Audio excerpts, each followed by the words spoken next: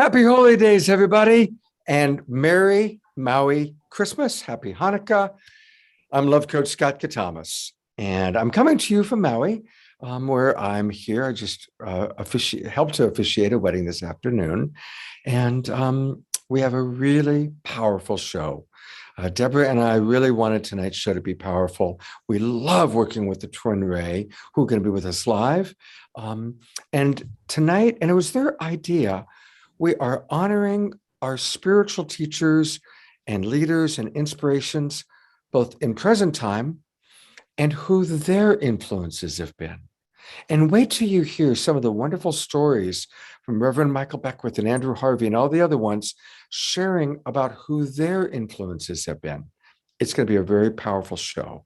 And throughout the night, we want to invite all of you to put in the chat box who your influences are. Now, a lot of you are watching us on Facebook. Welcome.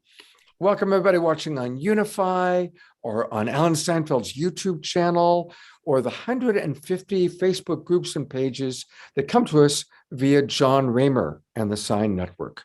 And John, by the way, is going to drop into our after show tonight. So thank you, John and Summer, for all you do. And so all of you watching on Facebook, come on into our Zoom room. It's easy. Just go to globalpeacetribe.com.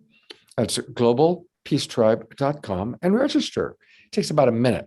And then you'll immediately get the link. You can come on into our Zoom room. We always have good 200 or 300 people in the Zoom room. And that's where we can more easily chat with you, see your feedback. And we want your feedback. We want your input because tonight we're making some wonderful choices and decisions. And we want to hear from you. So come on in, go to globalpeacetribe.com and join us. It's going to be a great show. Some of our absolute favorite luminaries are joining us, and the Twin Ray, who we love and adore. And to tell you more about tonight's show, it's my honor to present one very significant time, my business partner and collaborative partner, co-host, Deborah Giusti. Thank you, Scott, and so wonderful to be with you all on this amazing emerging of the winter solstice. This is our 89th show that we produced every Saturday night since the lockdown, and we're going to have one more special show for you for season 7, A Glimpse of Heaven, next week. Thank you so much for your donations as you register, and all your donations on our donation portal where you can get tax deductible donations, because these are really important for us to produce the show every week. And again, tonight is going to be an amazing show, celebrating winter solstice by honoring beloved spiritual teachers of past and present. So we're now in the powerful window of the winter solstice, which is a very special holy time for many of us, especially this year, with it being such a potent time on the planet for change, for challenge, for new directions, and for dynamic evolution.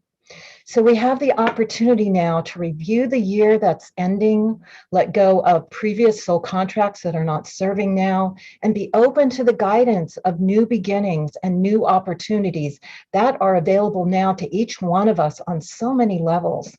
And it's especially important to look for the guidance and wisdom of those who light the way for us. So we're dedicating this show to honoring beloved teachers of the past and present. We are so lucky in this lifetime to have access to so many teachers of the past and the present, the ones that are living now here, and also the ones that are working from the higher dimensions to guide us towards the path of evolutionary awakening. So this is really, truly a blessed time to be on the planet for spiritual growth, because modern technology can actually put us in touch with so many of the major teachers that have deeply influenced the awakening of humanity. Just yesterday, I was on Facebook with the Dalai Lama, for example. How special it is to just be right there with amazing teachers like that. So this very special show, we have created and collaborated with the Twin Ray, Shekinah and Sananda, who Scott and I consider to be one of the greatest spiritual teachers today, and who are here strongly on mission to support the awakening of humanity. And also tonight, we're going to have other amazing luminaries who are going to share their inspirational teacher stories and share who has and influence them on wonderful ways. And we're going to honor and give respect to these amazing spiritual teachers. And we find that the ultimate spiritual teacher, the supreme guide, is always love. So there's going to be a lot of love on this show tonight that we're going to be sharing, that we're going to be infusing, that we're going to be all connecting on. So our shows are always about love, but even more than ever, tonight is about love. So I'm so happy to present to you our speakers, presenters, musicians for tonight. So I want to start with the twin ray, Shekinah and Sananda, who are here on this planet now with the devotion of unwavering love to serve humanity. They bring forth wisdom teachings from ancient and modern spiritual science that prepare us to experience enlightenment and spiritual liberation. Welcome, Shekinah and Sananda. So wonderful to have you with us tonight. Blessings, beloved Deborah, dear Scott, and Saturday Night Alive family. It's a joy to be with you all, and it's such a really meaningful theme tonight, especially at the timing of the solstice. We're so grateful to be here with all of you and to be honoring those who have walked before, now, and in the future, because we hold spiritual teachers and spiritual teachings and having a teacher very, very high. And we do want to share a little bit about what it really means to have a spiritual teacher and how in antiquity, what that was like to have a spiritual teacher. Yes, it was absolutely sought after. One's life's purpose was really to find the right teacher, to find that teacher that resonated within, because ultimately that teacher that is teaching you to actually bring out and awaken that spirit within. And so this was always the highest, really the highest seeking of anything throughout the many different lineages, whether it's the East or the West.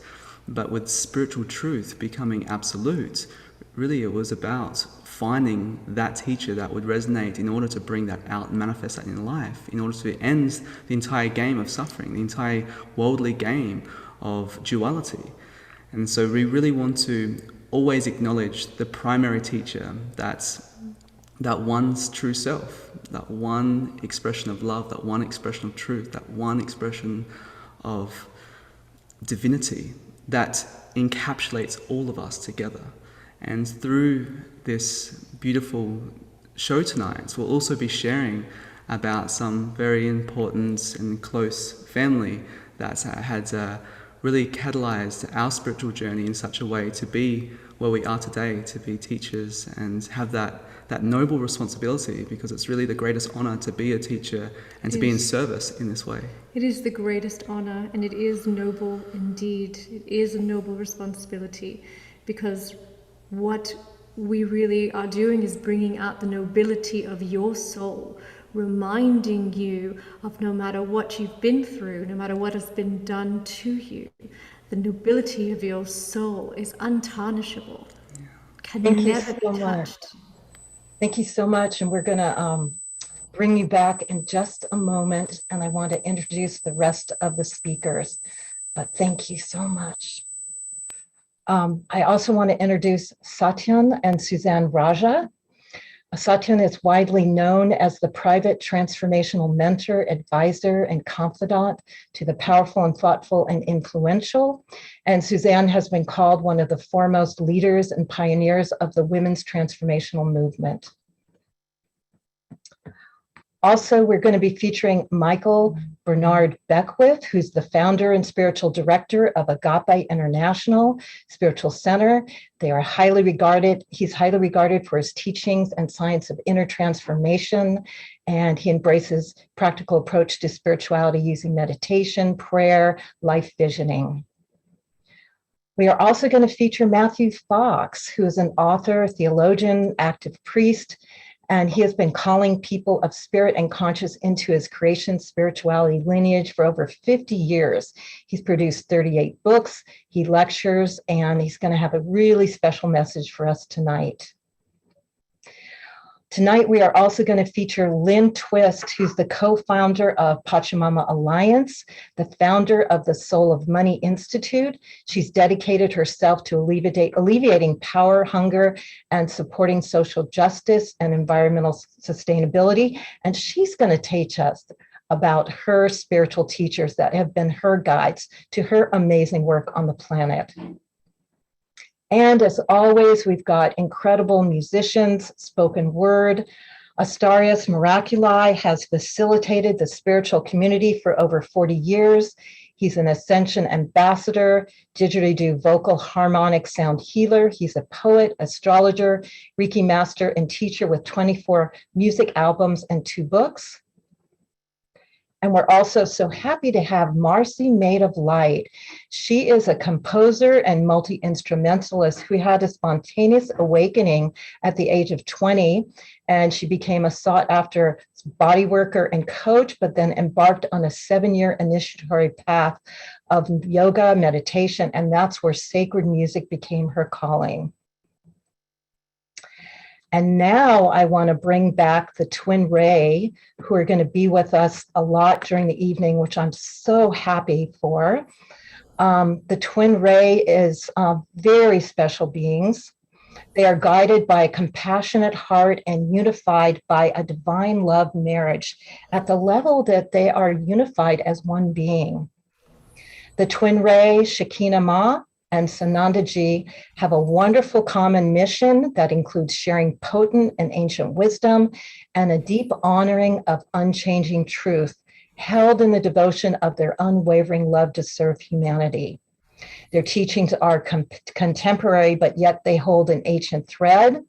They're simple and profound. They still the mind and open the heart.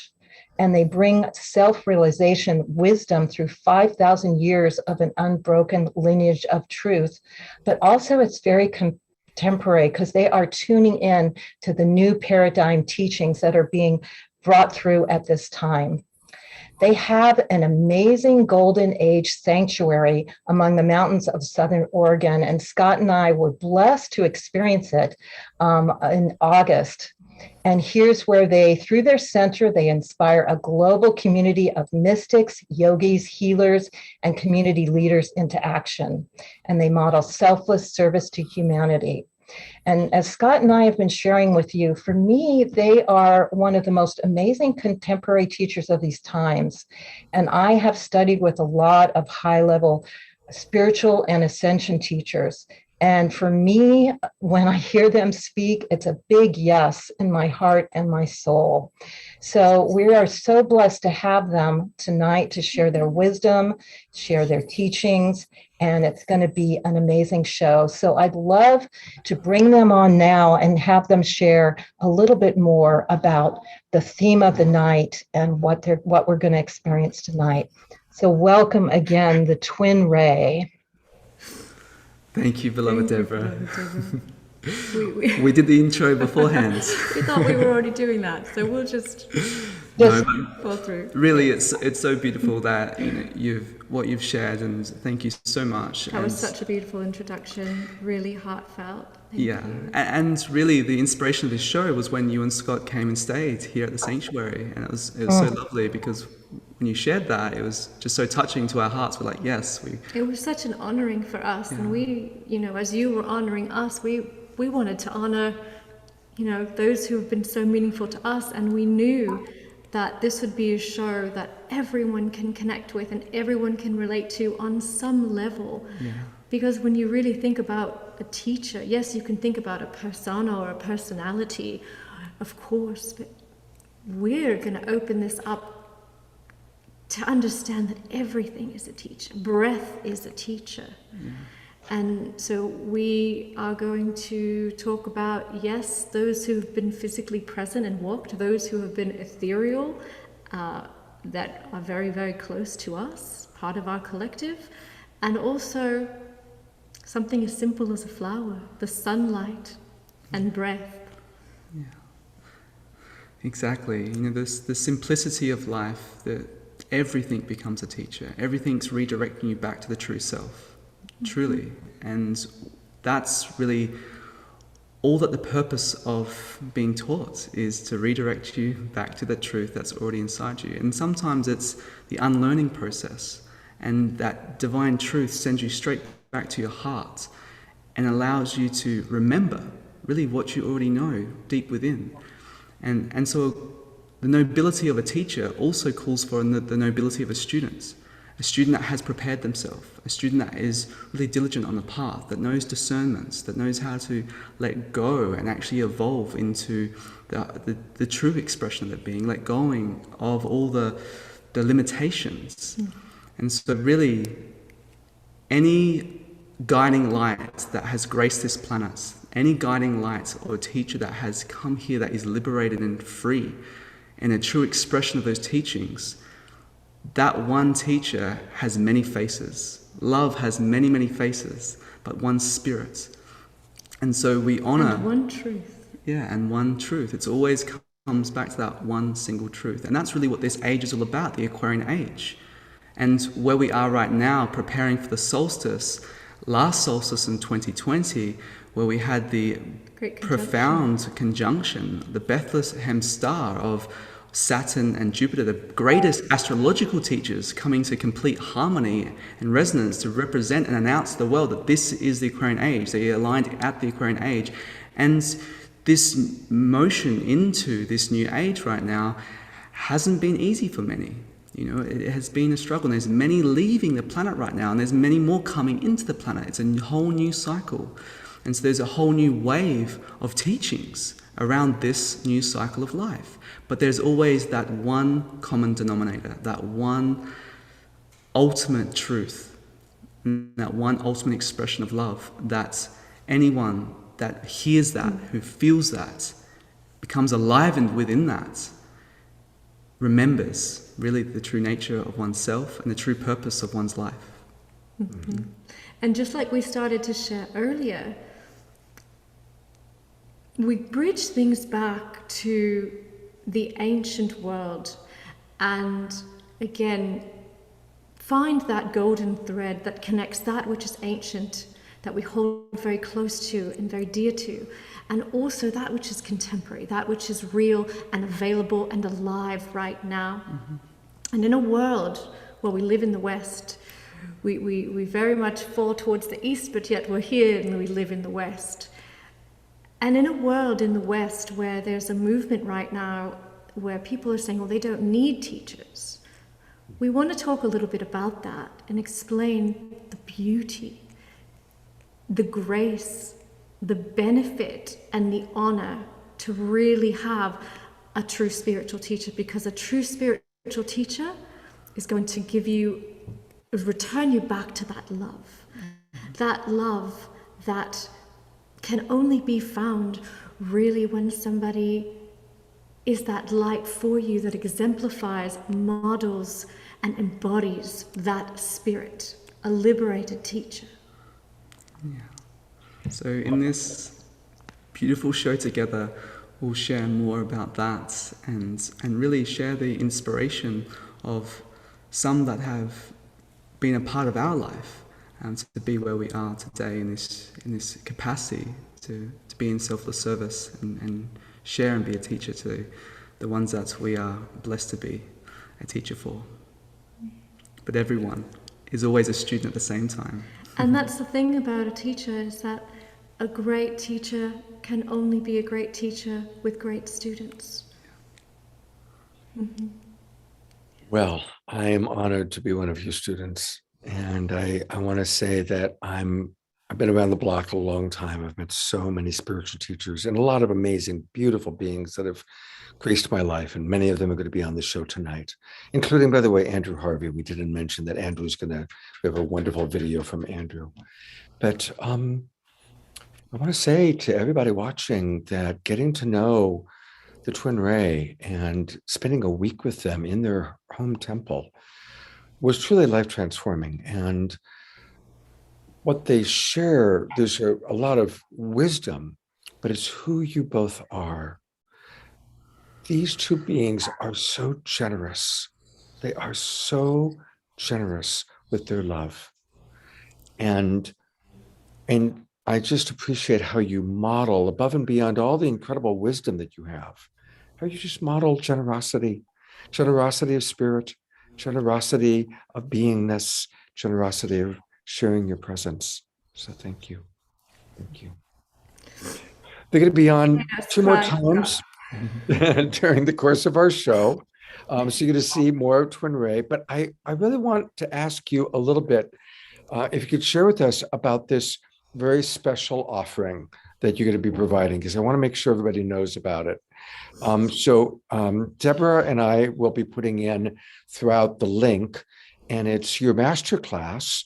Tell us a little bit about it. So this is just We'll just switch gears for a quick moment. Yes. this is just a free offering, beloved, to assist to clear the slate of 2021 and to help all beloveds go through a process to catapult them into 2022, which is a master builder year. So really, this is just an offering from our hearts to give you a process, a technique, and a ritual to help clear all the opportunities that were really blessings in disguise of 2021, but also harness and cultivate all the positivity that you have garnered, not only through this year, but all the years, in order to really set you up for a powerful year of 2022 and prepare you to really receive the frequencies of what this year is going to bring. And so we speak a little bit about the forecast of 2022, and we also actually just are about to release another bonus with that masterclass, which is all about the solstice, and giving another solstice meditation to prepare for this time as well. Another free one, of course. And so again, this is a free masterclass. It's, how to wipe the slate clean for 2021 and really catapult you into 2022. We give beautiful practices. We do experiential work together and really bring you into a space to know the blessings that have been given, even if sometimes they don't seem that way. And again, blessings don't always come in rainbows. So everybody, all you got to do, you just put in your name and your email, and then you're going to get the link and you can watch it at your own convenience, at your own timing. Yes. We're going to hear from Satyen and Suzanne Raja in just a few minutes, but we always like to get things going with music. So to tell us about our musical artist tonight, here's Deborah. Yes, we always like to start with high frequency music because music touches our soul, expands our energy, and connects us all. And we're so happy tonight to have a new artist with us, Marcie Made of Light. She is so perfect to start this evening tonight. After being trained from a young age on classical violin, she had a spontaneous awakening at age 20 and became a sought-after somatic body worker and coach. And she embarked on a 7-year initiatory path of traditional yoga meditation, and that's where she committed to sacred music as her calling. Her voice, her music is totally angelic, and it's going to be very beautiful to experience her tonight. So welcome, Marcie, and welcome to set the vibration and the high energy stage for this beautiful show tonight. Welcome, welcome. Thank you so much. Thank you so much. All right. Welcome, everybody. Just wanted to say hi, introduce myself and the song. We're going to sing to Ganesh tonight. Beloved Ganesh, Guru Ganesh, Ganesh that helps us through obstacles, Ganesh that can help us overcome our challenges and even find the joy in our challenges by helping us access the doorway to our own sense of divinity, our own joy. So this song is in that frequency. It's meant to inspire and to help lift our spirits. If you feel called to sing along as well. Thank you so much for having us. I'm really happy to be here.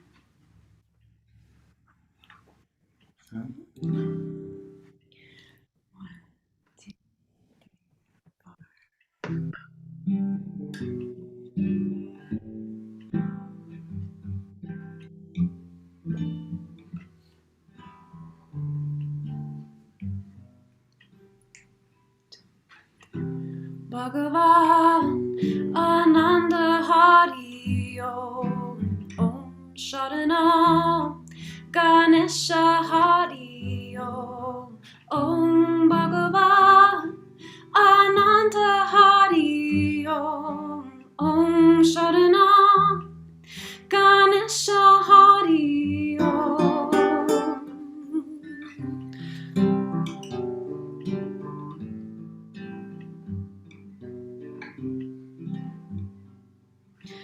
Om Bhagavan Ananda Hari Om. Om Sharanam Ganesha Hari Om.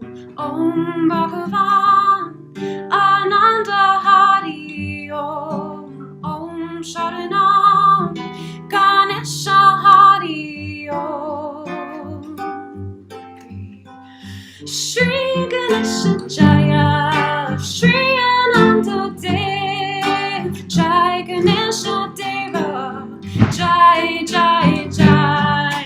Shri Ganesha Jaya, Shri Ananda Dev, Jai Ganesha Deva, Jai Jai Jai Gurudev.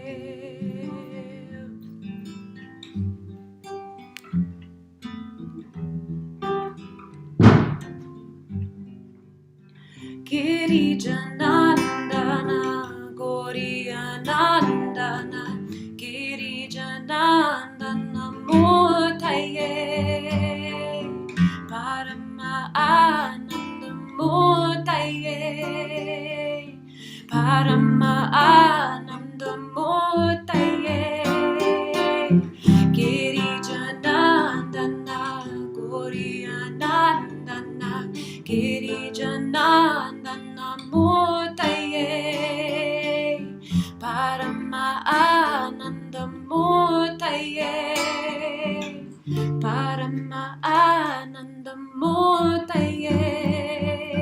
Om Gam Ganapataye, Om Gam Ganapataye, Om Gam Ganapataye, Namo Namah, Namo Namah,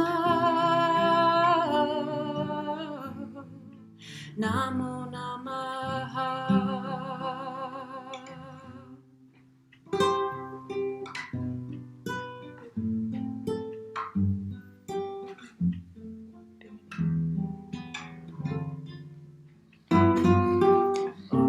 Bhagavan Ananda Hari Om. Sharanam Ganesha Hari Om. Om Bhagavan Ananda Hari Om. Om Sharanam Ganesha Hari Om. Shri Ganesha Jaya, Shri Ananda Dev, Jai Ganesha Deva, Jai Jai Jai. Shri Ganesha Jaya, Shri Ananda Dev, Jai Ganesha Deva, Jai Jai Jai Gurudev, Jai Jai Jai Gurudev, Jai Jai Jai Gurudev, Jai Jai Jai Gurudev.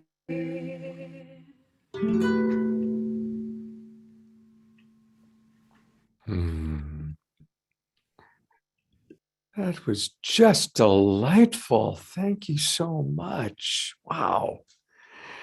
It's always such a joy when new musical artists come into our world and they would just feel that incredible, beautiful vibration. I personally love Ganesha. And Marcie's going to play 2 more songs for us tonight throughout the show. But Marcie, I do want, since you're new, I want to kind of introduce you a little bit more to our Global Peace Tribe here. And so tell us about this. You just completed this album, Into the Light. So tell us a little bit about it, please. Yeah, sure.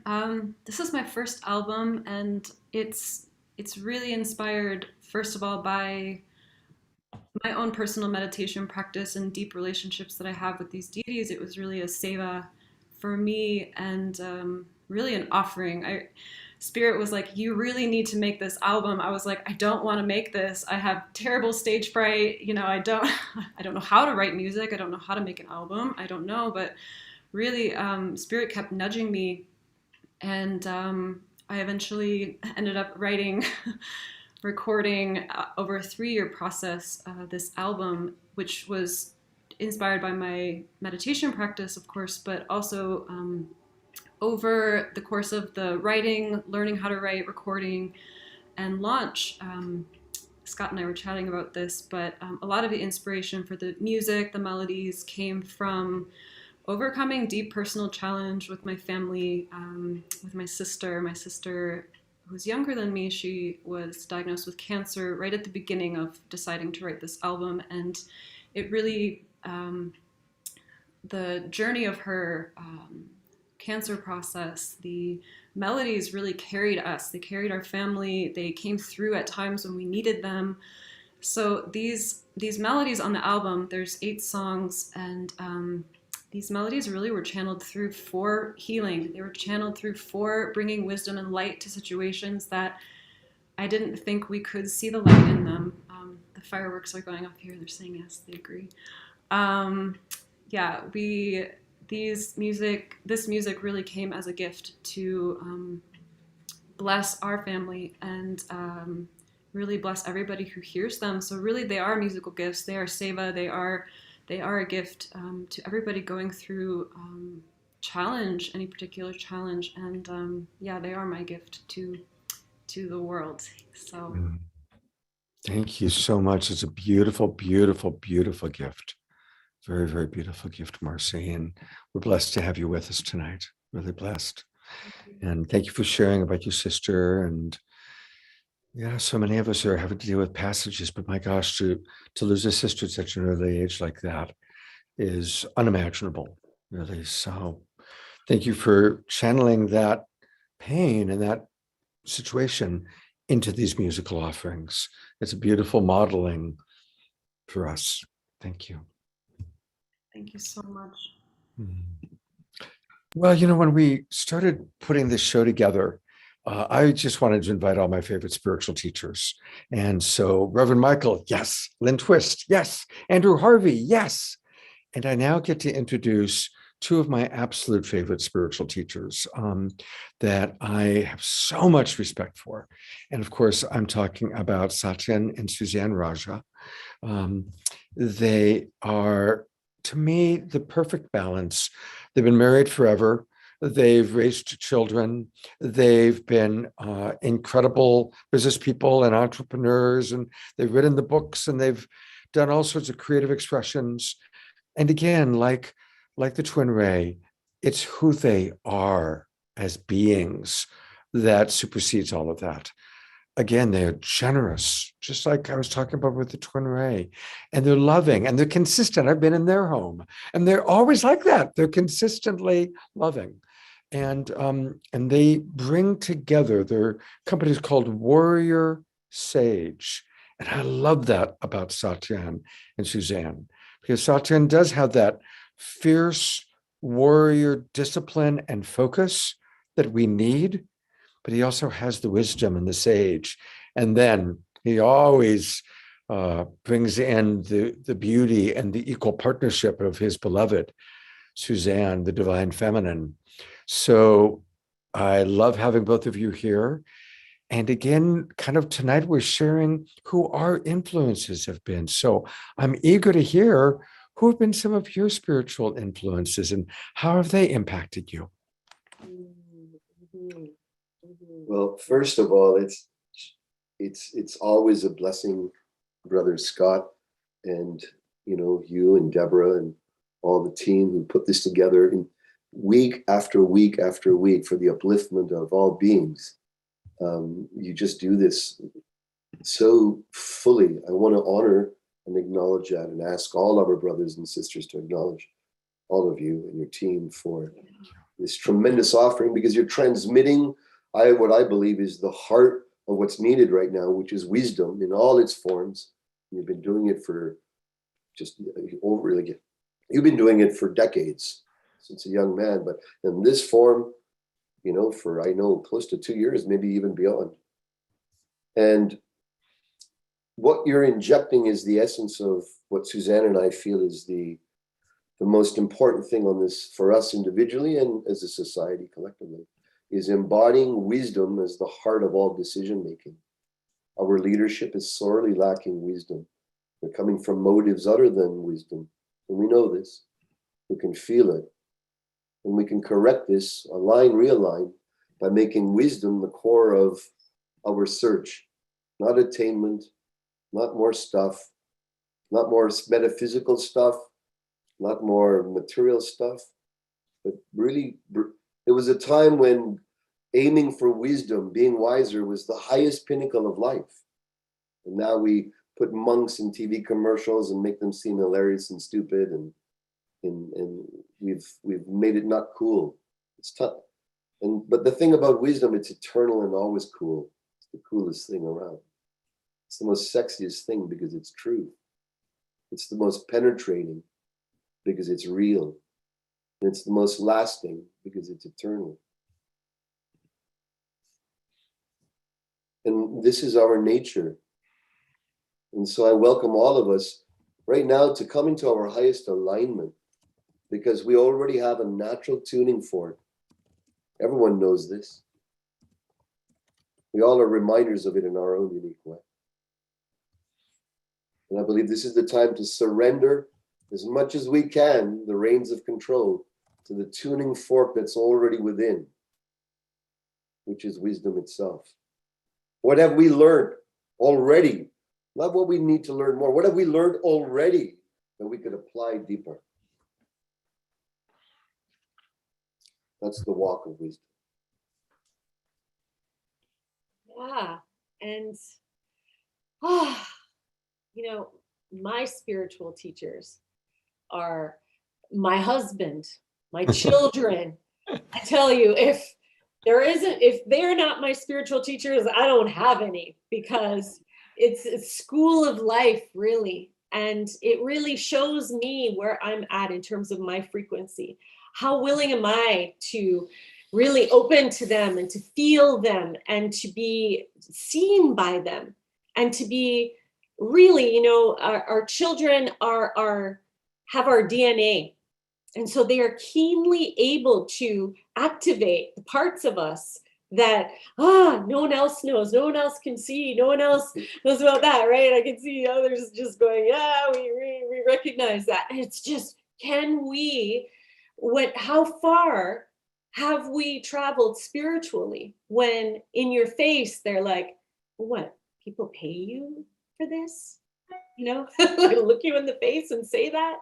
And you're like, yeah, but I do so much. It's a call to rise. It's a call to rise. And really, for me, anyone in my sphere is my spiritual teacher. My community is my spiritual teacher. My neighbor next door that I don't know yet is my spiritual teacher. Each and every being that I encounter, if that is not my spiritual teacher, then I need to wake up. And so for me, I have the joy of each and every day, the joy and the reckoning of where I'm at by being in contact with others.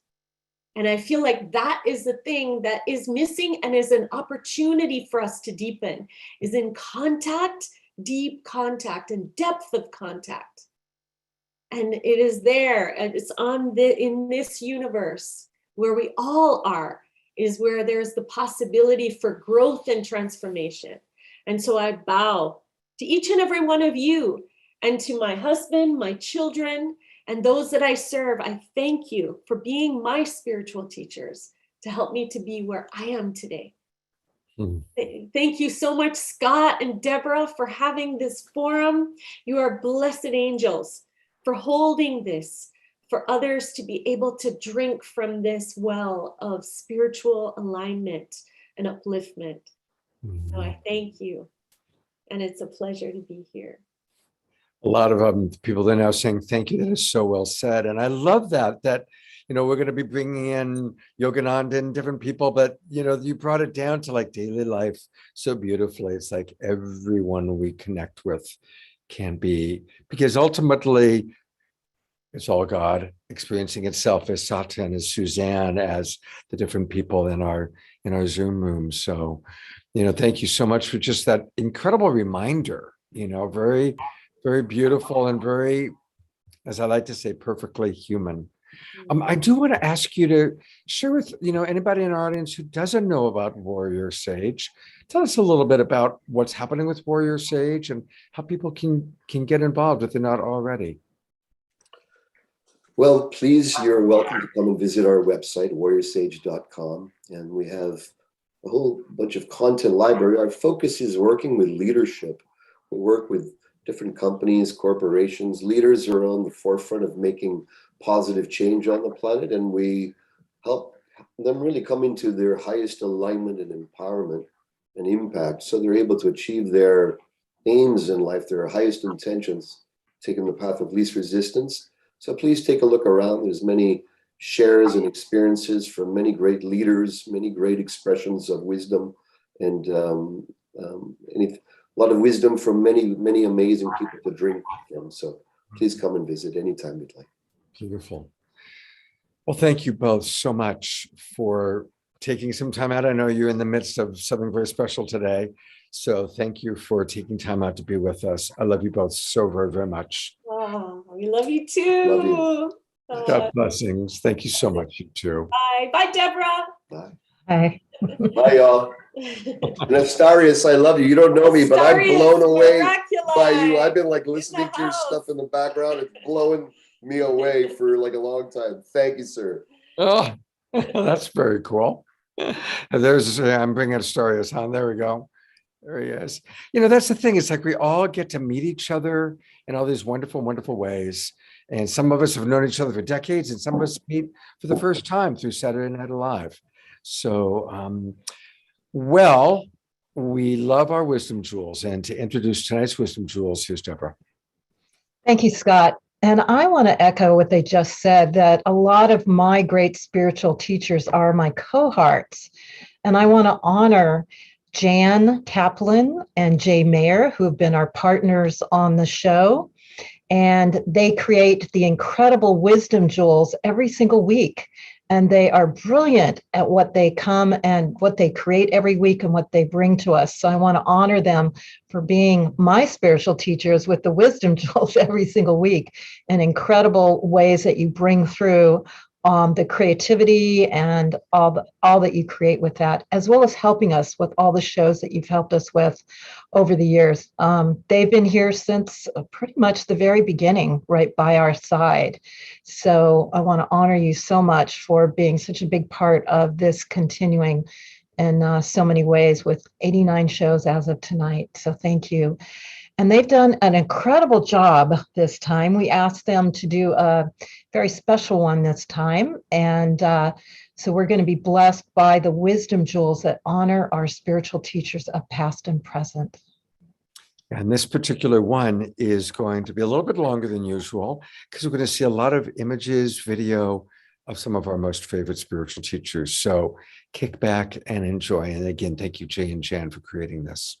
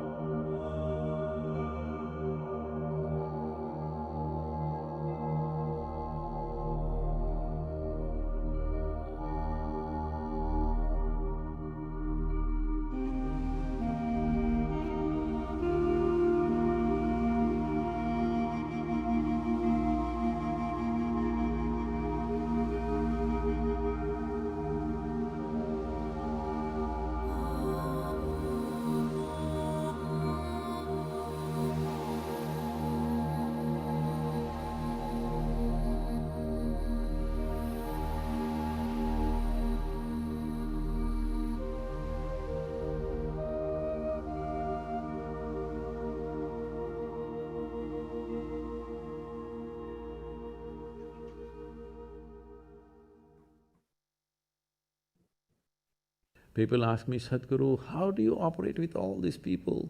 All kinds of horrible questions they're asking, they're doing this, they're doing that. I said, my life is not about them, it's about me. It's about how I am. It's about me. It doesn't matter how they are, that's their choice. But how I am is my choice, this is my way. No matter what they do, I'm like this. Because I have not given that freedom to anybody, that somebody can freak me, somebody can make me angry, somebody can make me happy, somebody can make me unhappy. These privileges I kept to myself.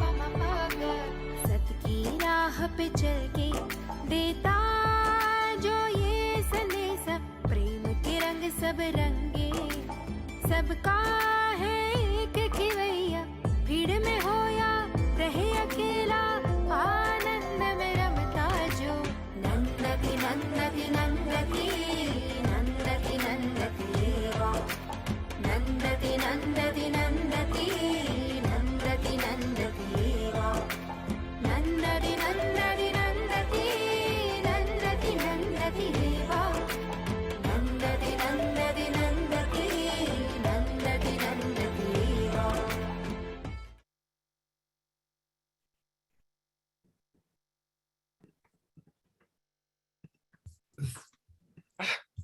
That was wonderful, wasn't it? I'd love to invite all of our Zoom room guests to put into the chat box which of the teachers you just saw that Jay and Jan presented that have impacted you. I bet a lot of you love Amachi, certainly the Beatles, Satguru. So definitely put in, I'm seeing Jesus. And we really want to hear from all of you. I mentioned this at the start of the show, but we want to know who are the spiritual teachers that have influenced you and perhaps how, what are the ways they have impacted you? We want to know those things. And again, I'm going to bring Jay and Jen up just for a minute because they do so much. And thank you, Jay. Thank you, Jan, for putting that together. And tonight's after show, we're going to show some longer segments. We have a wonderful sequence with Andrew Harvey and several other teachers. So that's going to be the after show, is hearing from all of you who your spiritual teachers are, and then watching some additional videos. So thank you, you guys. Really great work. Really, really wonderful. And I'll just kind of read for anybody in Facebook, some of the ones that are coming in. Wayne Dyer, Jesus, Rabbi Joseph Gelberman, St. Francis of Assisi. Somebody wrote Jay and Jan. There you go, spiritual teachers. Amma, Twin Ray, absolutely. Sadhguru, Master Jesus, Baba Muktananda. And it's flying in so fast, I can't keep up with everybody now. But please keep putting it in there. So Deborah and I are really excited because we are moving forward and we are moving our show forward. I'm going to bring Deborah on with me. And we want to share with you a little bit about where things are going in our future. We went in depth in our early Zoom room show. So a lot of you already know, so we're not going to repeat all of that. But we do want to encourage you to continue to please support us, to support the Global Peace Tribe. And there's wonderful ways to do that. While we kind of talk, I'm going to put up right there our little supportgpt.com way that you can support us. And just take your camera and go towards it, and boom, it brings up how you can donate. And it is tax deductible. This will take you to a tax deductible place. And Deborah, anything you want to share? just that this is really important for the continuation, because your love and your participation on the show is great, but your green love really gives us the juju to continue forward. So your tax deductible donations for this year are really, really important for us to lay the foundation of continuing in so many wonderful ways in 2022. So this month has been the campaign to support the Global Peace Tribe. So we have the foundation, the solid foundation to go forward and produce shows every week and produce our special events. And we have all kinds of other incredible ideas, especially reaching out to all people around the world that are wanting this kind of love and light. So we want to have the juju, the green juju, to be able to reach them and bring them in and give them this love and light and inspiration to see this challenging time as an awakening time, because that's what we really stand for, that we are here to create the new world together. So your green love today, and especially this month, is going to help us do that. And you can always get the donation in our newsletters, and we're putting it on all the links here now. So thank you so much for your green love. Thank you. And I am so excited to share with you what we're going to be doing in the winter season. You know, this is next week is our last episode. We've been doing Saturday Night Live in a quarterly basis. And so we are going to start a wonderful new winter season with a new name. We are calling it The Awakening World. And the awakening world is what's really happening. And we acknowledge that it is a difficult time. It's a challenging time. Birth is messy, and we are in a rebirth. This is it. This is the time that we all have been preparing for in our lives. We are going to experience an incredible transformation that's already begun. And that's why we're so blessed to have people like the Twin Ray who are helping to guide us. And that's why Deborah and I have been so dedicated to bringing to all of you what's really happening. So the awakening world is going to be what we're calling our show. And we're actually going to dedicate each weekend to a topic.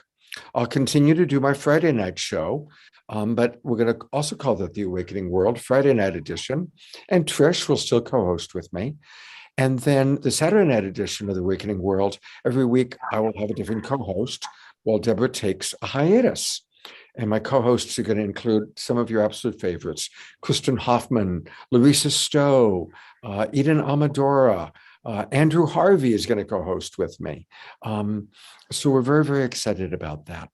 And every weekend we'll take a topic and we'll go in depth. We'll talk about it with some really wise people on Friday night. We'll do a Saturday night inspirational variety show, similar to Saturday Night Live, with music and magic and presenters. A little bit more tight, a little bit more interactive. And then I'll still continue to have my Sacred Sunday show to kind of wrap up that particular theme, that particular topic. And we want to hear from you what topics you want to hear. What are the themes you want?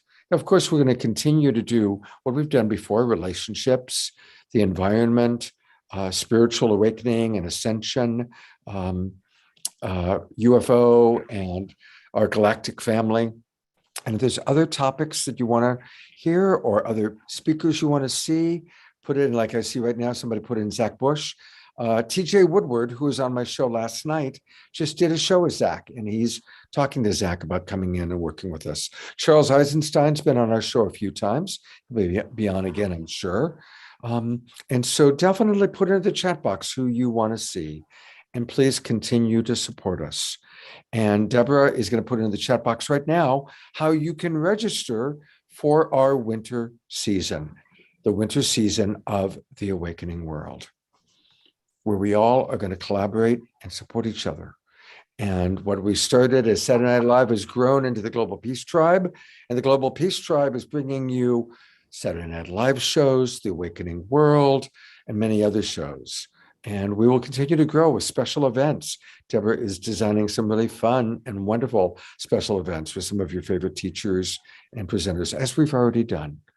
So welcome, everybody. It's an exciting time. It's a time of change and growth, and we're really blessed to be bringing that to you. And now to present our next wonderful presenter. here. Oh no, we're actually going to see a video of Lynne Twist.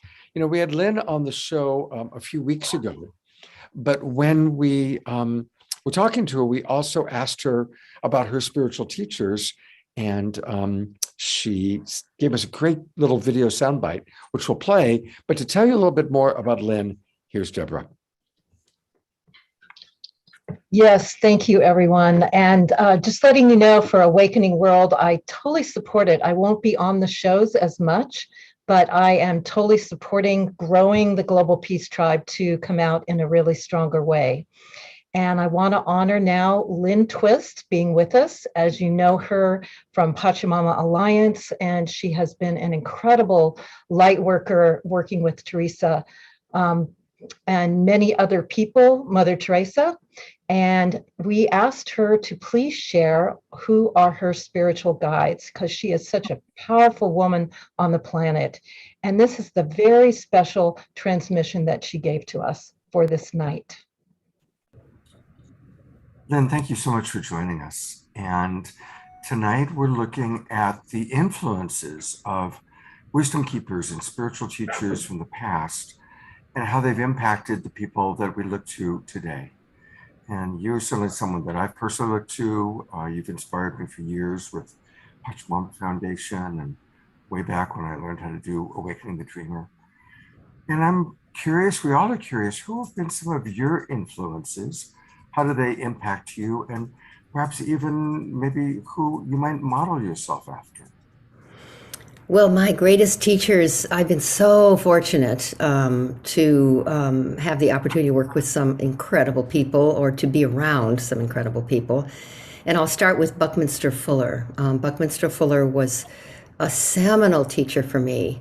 And everything that I talk about that has to do with sufficiency and scarcity, which is one of the messages that I speak about very frequently and is also part of my book, The Soul of Money, really comes directly from Buckminster Fuller, from Bucky, who lived in the 20th century and got into his 80s and was called the grandfather of the future.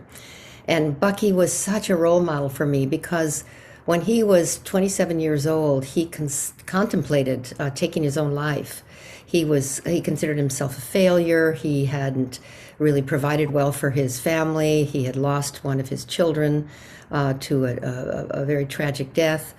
And he considered himself a throwaway human being.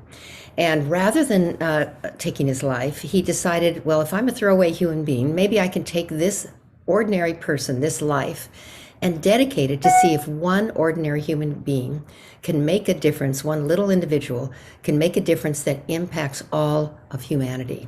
And so from that moment on, rather than choosing to die, he chose to live what I call a committed life. And out of that, Bucky invented the geodesic dome. He invented an electric car in 1949. He predicted and prophesied much of what's happening today. And he was an extraordinary human being. And he coined the phrase, a little individual can make a difference that impacts all humanity. He also coined the phrase that got picked up by Werner Erhard, another one of my teachers, and the whole Est world, which I was part of, which is to make the world work for everyone with no one and nothing left out. That came from the relationship between Buckminster Fuller and Werner Erhard, two of my greatest teachers. And then Werner Erhard, out of his relationship with Buckminster Fuller and others, John Denver being one, created the Hunger Project. And I was part of the EST network at that time, Erhard Seminars Training, which has now become the Landmark Education Corporation. And although it has a different name now, the very core of that training, those programs, has nurtured and really awakened me like nothing I can ever talk about enough. I just loved all of the work that came from the S Network and Landmark. It totally woke me up. It set me on a path of giving my life to something larger than myself. And Werner Erhard in particular, an absolute genius walking on this earth, in my opinion, who survived scandals and all kinds of things that he was accused of, some of which was probably valid.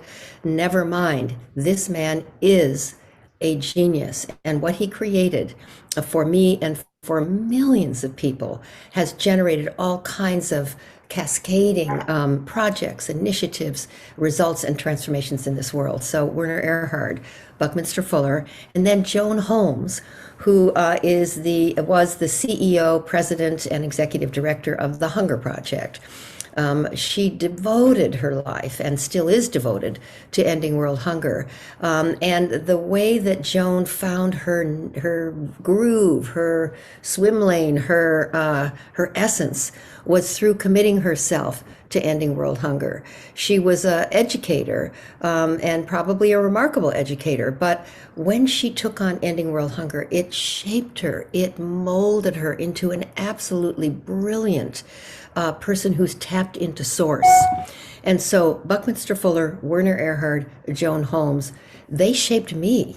They gave me the life that I have today.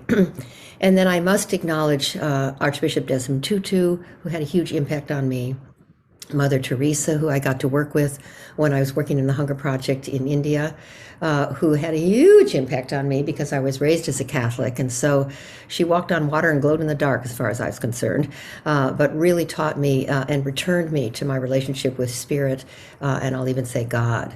And so those people, plus the unknown, and in many cases, people will never know, the people that I worked with on the ground in Bangladesh, in India, women and men and children in the conditions of hunger and poverty, in Senegal, in Ghana, in Guinea-Bissau, in Zambia, in Zimbabwe.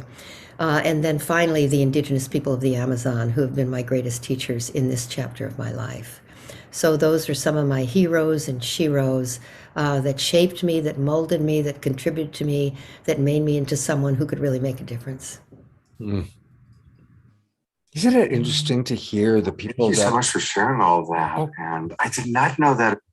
It's so interesting to hear from people that I respect and honor who their influences are. And of course, we're going to hear from several more tonight. I get to turn it back over to our wonderful collaborators for tonight's show, who I don't want to gush too much, but I really am so grateful for their presence in my life and their presence in our world. And already so many people have been touched by them. I was at a wedding this afternoon. That's why I'm here in Maui, to support a couple that I've worked with for years that got married this afternoon. And the woman who had been hired as the camera person, who I had never met before, comes up to me and she goes, "Oh my God, I can't believe you're here.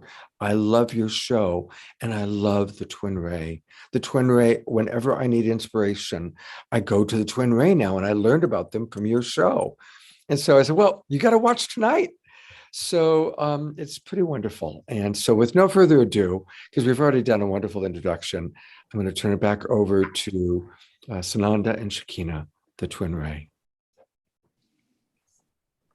Thank you, beloved Scott. Thank you so much. That's so sweet. What a wonderful story, and what a small world. Isn't it something? Everywhere. Yes. Yeah. Yes, it is.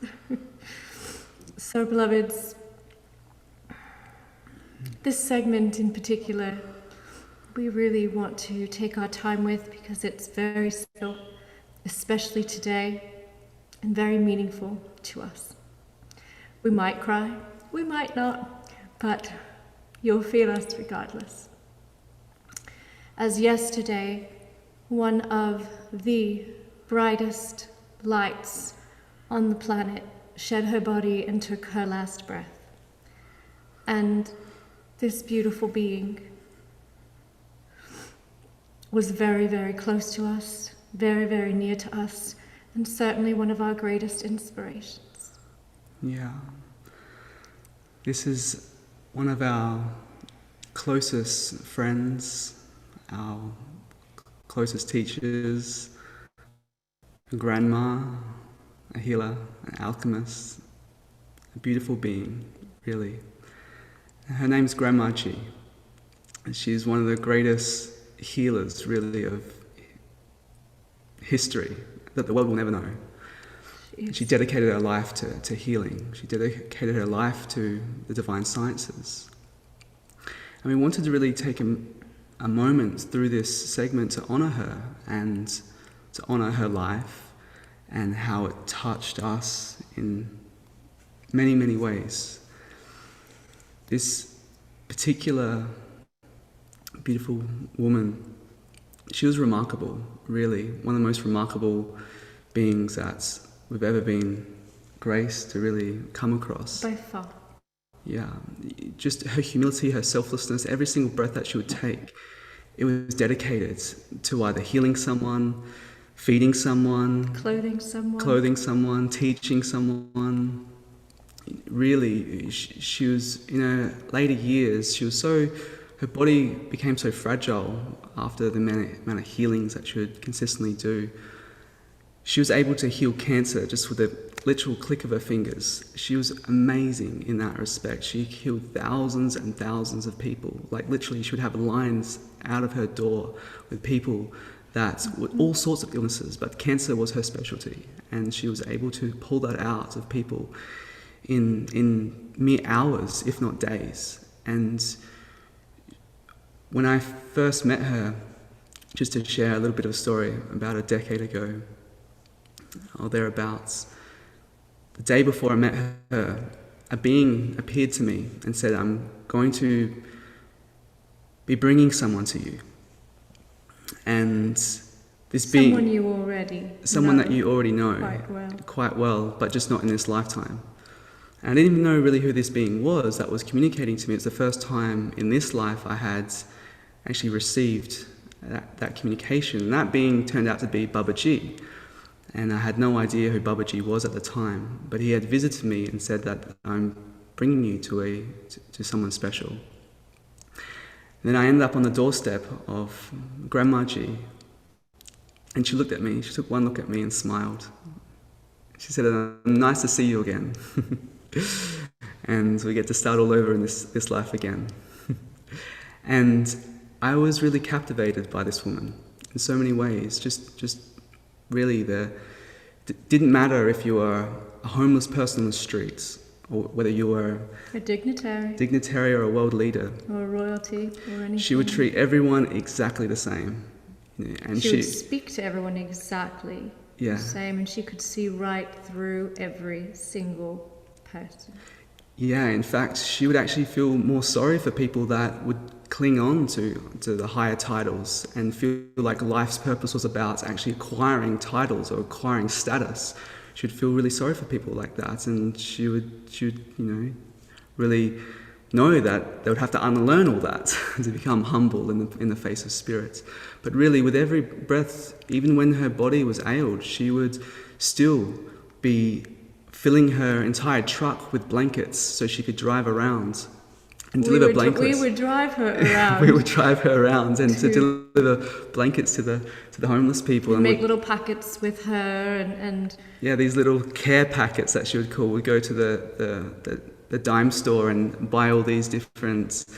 Everything. Anything that you could possibly imagine that someone would need that couldn't take care of themselves would be in that packet that we would purchase for her. Yeah, would create these, and she was so resourceful like that. She was extremely resourceful.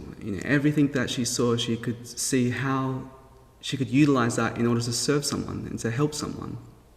Really, her life was in such selfless service.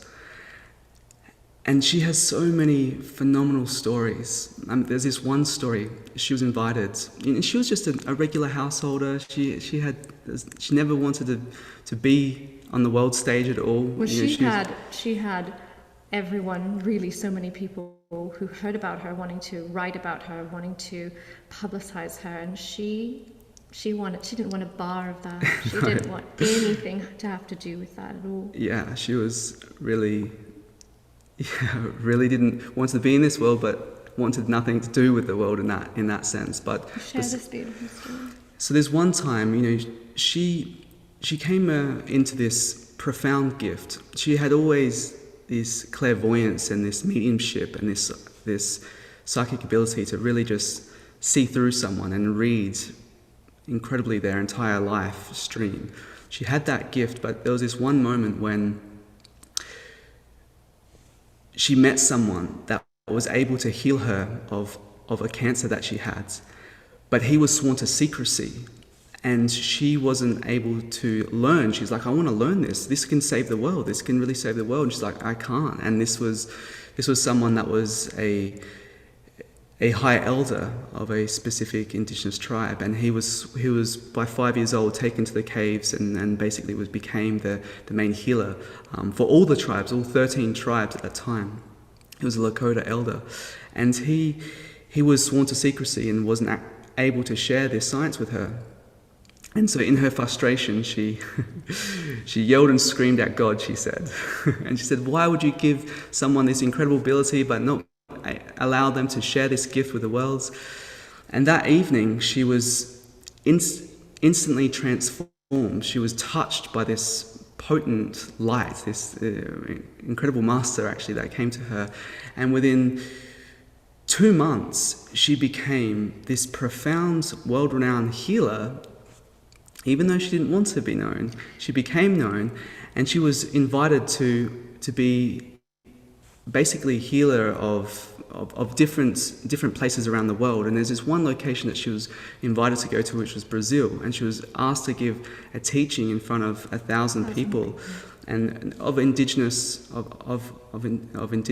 and native elders and the tribes in Brazil. And she went up to there was this couple that were having their land taken away from them, and they didn't have the money to protect their lands. And she put her hand on their head, and put her hand on one of their heads, and basically she knew exactly who she was going to, who had the purity of heart to be able to share. And she demonstrated something quite amazing. And this young man's mouth started filling up with sand and just started pouring out all this sand. And out of his mouth came these precious stones like diamonds and rubies. And she then said, well, now you have the stones, now you have the money to protect your lands.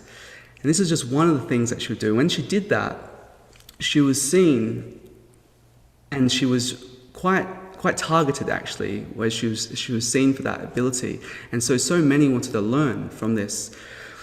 And so she didn't prize any of that. She just saw them as, that those miracles, she could materialize things at will, as she was incredible like that. When we came into contact with her, the amount of mystery that would be unveiled by being with her was just amazing. And we know, especially our students who are watching and who are present, also experience a lot of the things that we're sharing right now. And this is because, we are lineage holders of this. She passed this on to be able to carry into the world, and she taught us the divine sciences. Yes, well, she was given this directly by Babaji, and then Babaji sent me to her in order to learn this. And then I went on later years actually and sat with Babaji and finished that knowledge. Yes. But she was a really profound being. The amount of healings that she would do in a day, just in a day.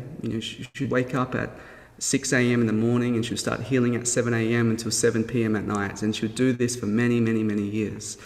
And we wanted to really honor her, as yesterday was the day that she shed the body. And today is the day that we've been inspired to co-create this beautiful show with Deborah and Scott. So it's all about teachers and the significant teachers. And she was really a profound light. And out of all the things that I can say that she shared with us, and we again were very, very close to this beautiful being, very, very close. One of the things that always she and I giggled about was she would say how similar she and I were, and that we had those same gifts. And it was always something that, she had never known anyone like me, and I had never known anyone like her. And it was this beautiful, loving friendship and And there's just nothing like that. Yeah, it was actually quite interesting when I first brought Shekinah to meet Grandma G. She laughed again and looked again at her and said, "Oh yes, I know who you are. And welcome, my dear." And then she instantly said, "Grandma approves." Just was So happy we were together. extremely happy that we were together again. And so we really want to celebrate her life and all the many things that she did and all the many miracles that she performs was such an inspiration, just a really humble heart. And in fact, one of our greatest honors was really to help escort her yesterday as we were helping her, go through the veils of higher dimensions. We've been helping her go through the veils for the last, strongly since Tuesday. Yeah. But yesterday was the day. Yesterday was Friday. And she was someone, she had two sides to her. She had this incredible yogic wisdom, sage-like presence, but also she had this ancient grandmother. In fact, she was given the hide, the skin of the white buffalo. She was honored as the wisdom holder of the white buffalo, to hold all the 13 tribes together and met the 13 medicines of the tribe. And so she was someone that held the walking stick, and it's our great honor that we've been blessed in our life to carry that tradition forward from. That's what she asked us to do. That was her request to carry that forth. And well before she passed, she asked us to do this, and of course she knew we were already doing this, but now even more.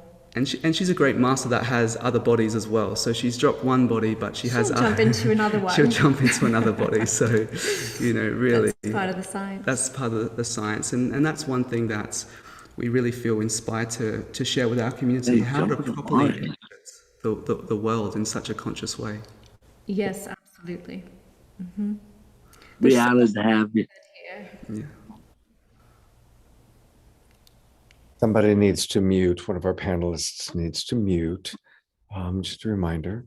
It's actually Scotty if you want to mute him. He's muted now. Okay, great. Thank you so much, Debbie. It's so beautiful. First of all, you're sharing the kind of the personal level of it. And it's poignant because so many of us are have had to deal with death, or having to deal with death. So many that have passed. And again, you're just doing such a beautiful job of, as you share, just we can feel all your love and appreciation for this incredible spiritual teacher, and how remarkable that she made her exit just before you do this show that we had decided to do months ago on our beloved spiritual teachers. Isn't that something? Yeah. We knew she was doing this. Yeah. We knew on Tuesday that this was happening, that this would be on Friday. And when she left, the body, it's so amazing that she didn't have a wrinkle on her face. She didn't have a wrinkle on her face. She was about 70 odd years old, and she didn't have a wrinkle on her face. She had wrinkles, but then they went away because this is what happens in a conscious death. The body is filled with light. The body is filled with light. And moves through. So it was such a miracle just in her passing as well. And that was such a beautiful teaching for her family as well. Yeah. That, very normal sort of family members to watch this incredible being exit the vessel, exit the flesh. And so we honor so deeply. There's so much to be said about this beautiful being, and what's even more so is that she represents all spiritual teachers. She represents all hearts. She represents what love is at its truest, most genuine, most authentic, most unmasked form. Her every breath was that of love. Every thought was that of love. And that is the merit of a true spiritual teacher. And saint. She was a saint. Yeah. She is. You are clearly going to carry on her lineage in many wonderful ways. And I'm really excited about what's going to happen next, because we are going to see Shekinah's miracle video. I'm going to have Shekinah tell the story about it for a moment. I just want to add, when Deborah and I visited them for a week in August, they do so much. There are all these incredible major paintings that would take years, you would think, to make. And Sananda's like, oh yeah, well, I did those. I did those. And all these, every room was like perfectly decorated with all these designer everything. And Shekinah was like, oh, well, yeah, I created that. And so they are multidimensional beings operating on multidimensional levels, including Shekinah's beautiful voice. So Shekinah, we're about to play your miracle video. And as we play it, I know that we talked about all of us thinking of the people we've lost, that we still Yes. feel connected to. But I'd like to ask you to share just a little bit about the remarkable story of Shekinah's miracle video. Yes, beloved Scott, I'm happy to do that. So, I just take a quick breath. Okay.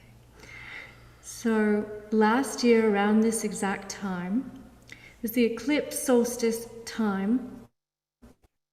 I was at about 3 o'clock in the morning, just by myself, at the center of the node there around the obelisks, the crystal obelisk, and I started singing a prayer.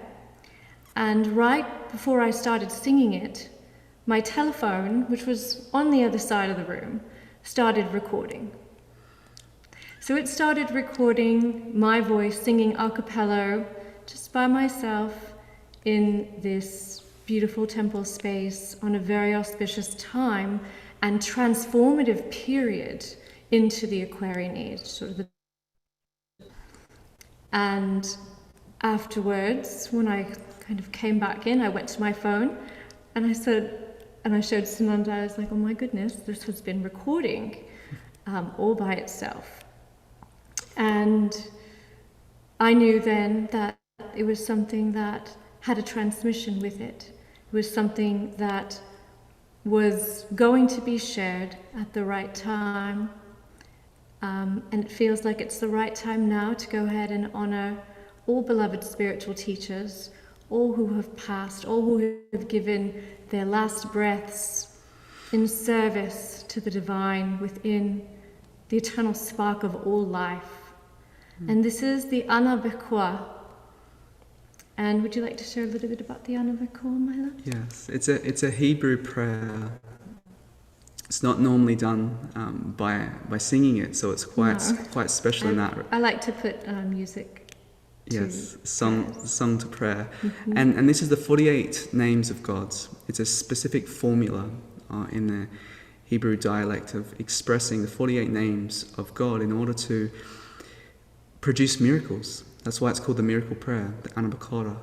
And we want to offer this to all beloved teachers, all, and especially Marcie, and also all that are transitioning in this time. There's many that are transitioning.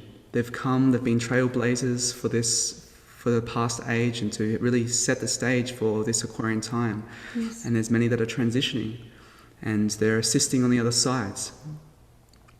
And we want to really honor this and offer this honor to all of them.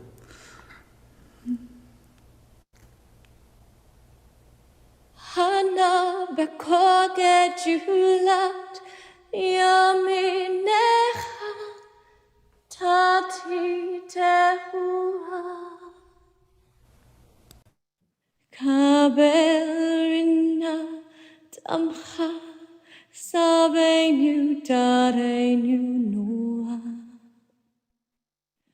Hana bekoge julat yaminecha tati tehua Nagibod do shahe yichudecha kvevat shamurem Hana bekoge julat yaminecha tati tehua Bachem tachalem rachame zirkateka tamid gamlem Hana bekoge julad yamine hatati tehua.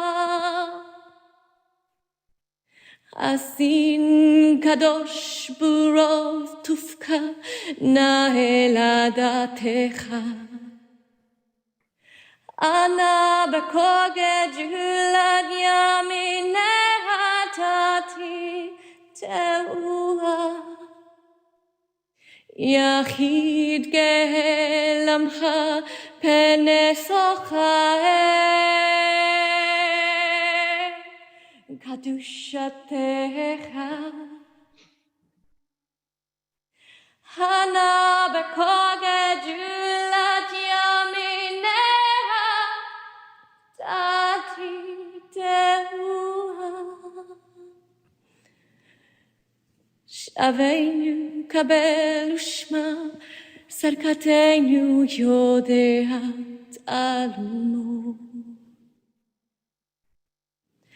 Hana bekoke tulat yamineha tati deuha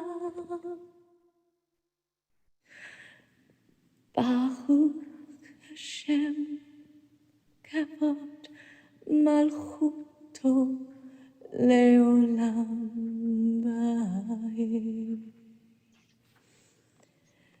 Amen.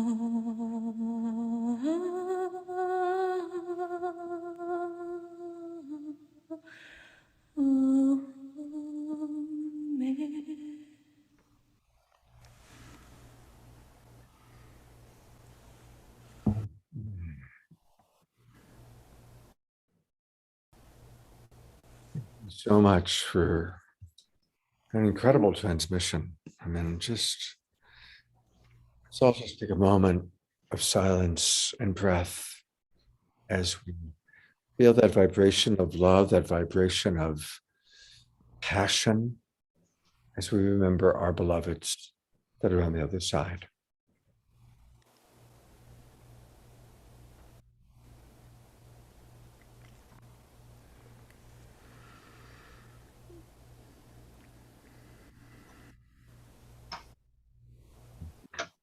And thank you, Marcie. All right. The Twin Ray will be back a little bit later on in the show. And here's Deborah. So beautiful. Thank you so much, Twin Ray, for bringing us to that deep heart share, honoring your beloved teacher and allowing us to honor all our beloved teachers that have passed or are passing. Very beautiful. Mm-hmm. And now we get to bring up another incredible being, Astarius Miraculii. He is many, many things.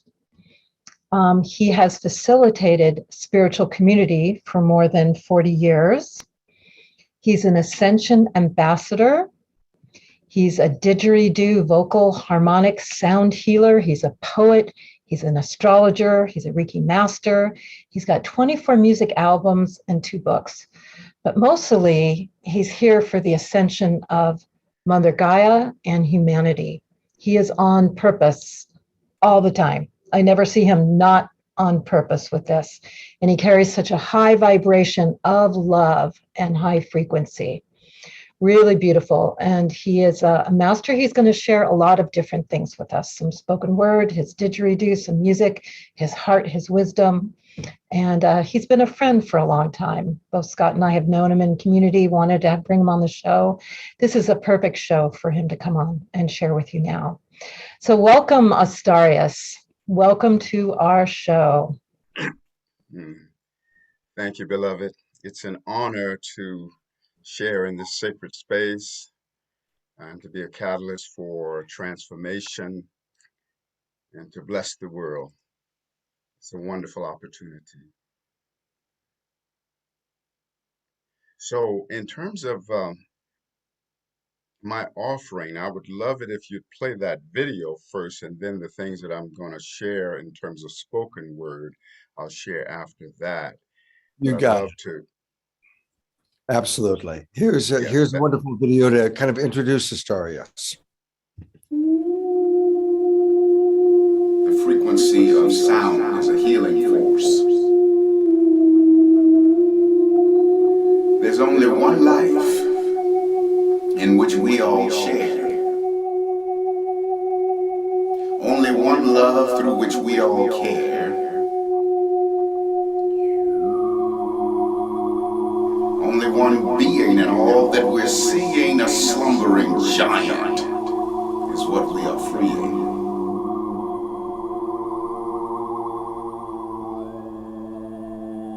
Which is a reflection of the endless nature of eternity, therefore, beloved, is waking up that eternal connection that you have with the Most High and calling you on to your absoluteness.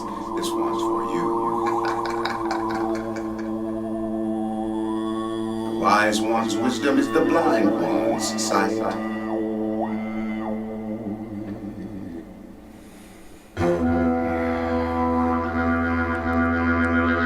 Ground in this truth of the oneness.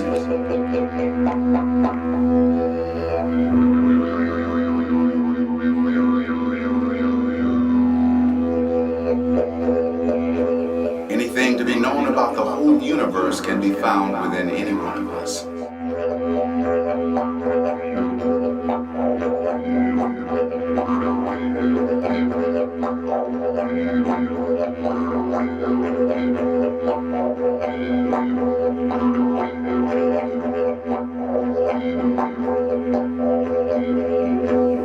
And so sound is a sonic resonance of consciousness that has the capacity to trigger within us a remembering of who and what we truly are.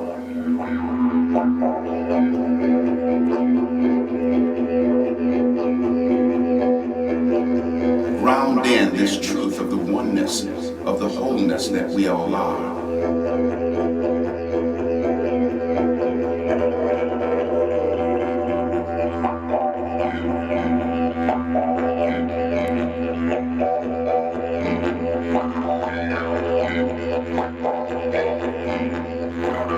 We each are our own version of the universe, our own version of the Most High.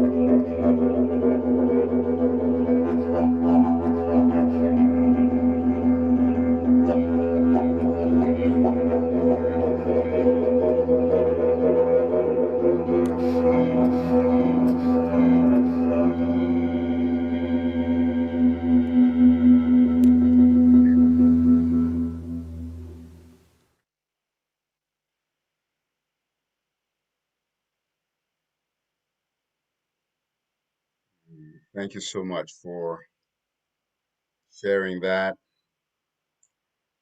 And I just want to give honor, thanks, and praise to God, Goddess Absolute, my first and foremost teacher, to the clan of the trumpet angels who have taught me about the resonance of using the sacred sound. My mama and my daddy, Elizabeth Clare Prophet, George Adair, Elizabeth Valsala, Abraham Hicks, and all of my teachers, known and unknown, named and unnamed. I'm so grateful for all of them. And I'd like to share now. The first piece is called Song of Ascension. And it's something I wrote completely on the road. I'm safe at home in heaven's bed, not catching hell on earth instead. Many worlds did I create before my dawn in fleshly state. Traveler through eternity, timelessness, my legacy, journey to an endless end. I'm everywhere and every when. Nowhere did my life begin, and it shall never, never end. All times are now all spaces here, and there is no reason to fear. While every living moment owns all past, present, future zones, I am the universal whole with multi-selfhood as my goal. As the spirit of the one creation is how I have fun. So from the great and central sun, legions of my spirit sprung to form and roam the galaxy to learn from every part of me.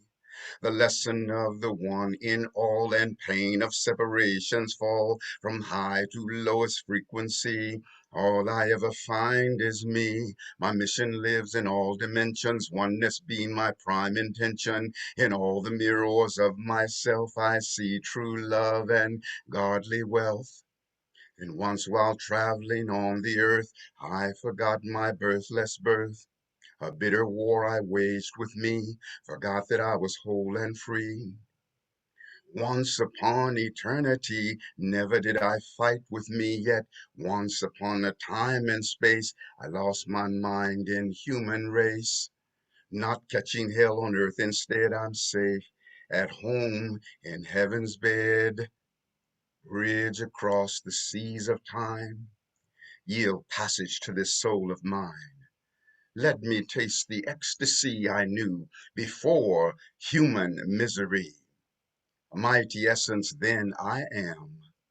I wrote the pages of the master plan, dancing on the sea of being, light and love. We're all decreeing, calling to my fallen self. Time to regain heaven's wealth.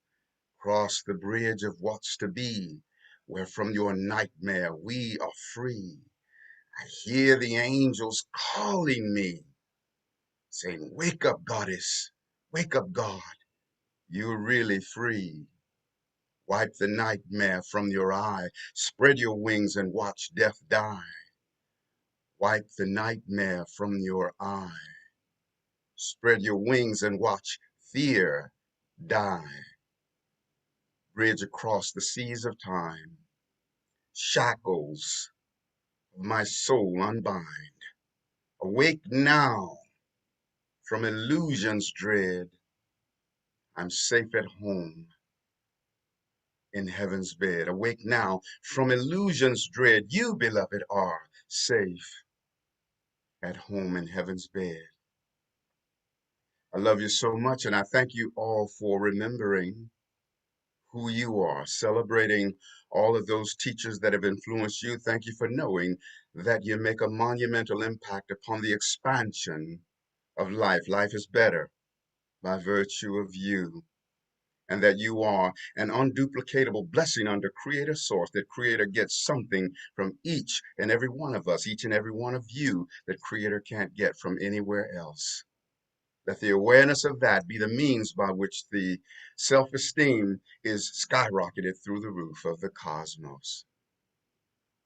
I'm so honored to support our expansion, to walk each other home and come back to that absoluteness. And thank you so much, Scott and Deborah, for just being a part of my journey for so many years. And I celebrate the contribution that you're making to the expansion of life.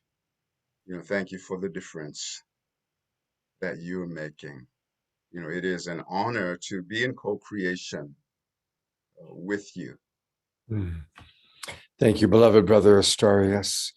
And I want to give people two ways you can get more of this beautiful, beautiful man. His website is his name, Astarius, ASTARIUS.com. And he is truly, as we just heard, a sound wizard and an ascension ambassador. There's a lot of wonderful things happening on his website. In the upper right-hand corner, there's the video. And I really want to encourage everybody to go visit his website. But also, I want to go deep with this guy. You know, on my Sacred Sunday show, it's always people that I want to spend more time with. And I want to spend more time with Astarius. And he's always a busy guy. So I said, if I put you on my Sacred Sunday show, that way I get to spend hopefully a good hour, maybe even an hour and a half with him. So tomorrow morning, Astarius and I are going to be joined by Dr. Brenda Wade. You've seen her on this show a few times. And we're going to be talking about something really important, focusing on the Christ in Christmas. This is a topic that I know is important to you, Astarius, the Christ consciousness. Absolutely. And please, everybody, join Astarius and I tomorrow morning. It's going to be a really beautiful, beautiful experience, and important as we are in the Christmas season, whatever your denomination is, whatever your beliefs are, for us to really talk about what is the Christ consciousness that we're truly celebrating. You know, one of the biggest revelations I got about that Christ spirit, I was at a church and the choir was just singing about Jesus. And all of a sudden I heard, gee, he's us. And it was such a profound revelation that followed that, because, I think that Christianity is truly Christ I-amity. So I'm looking forward to what we'll share, on tomorrow. And then I also just, for the sake of those who might not have made the connection, because spirit rap is the most prominent thing that I have out there. And many of you are aware of that. I invoke, decree, and dream awake the full cellular ascension of my being and all of that. And so it's been doing its work since the year 2000. So I just wanted to make that connection. Because some people have heard that and been blessed by it, and they never knew who it came from. Because people were giving it out like candy at one point, and that's wonderful because it was really helping. Thank you, Brother Astarius. I'm really looking forward to that. It's an honor. Thank you so much, and much love to you and all of the beloveds. And lastly, have many miles on your smile and wiggle in your giggle and tingling in your boots and laughter ever after, putting your strut and some wings on your butt because you're always rising up at the top. There's room for all. It's just the bottom that's crowded, y'all, and so it is, and so it shall eternally be. Oh, Ashe. We are one. We are one. We are one. Oh, yeah, yeah. Oh, yeah, yeah. Oh, oh, oh, oh. We are one. One love. We are one. One love.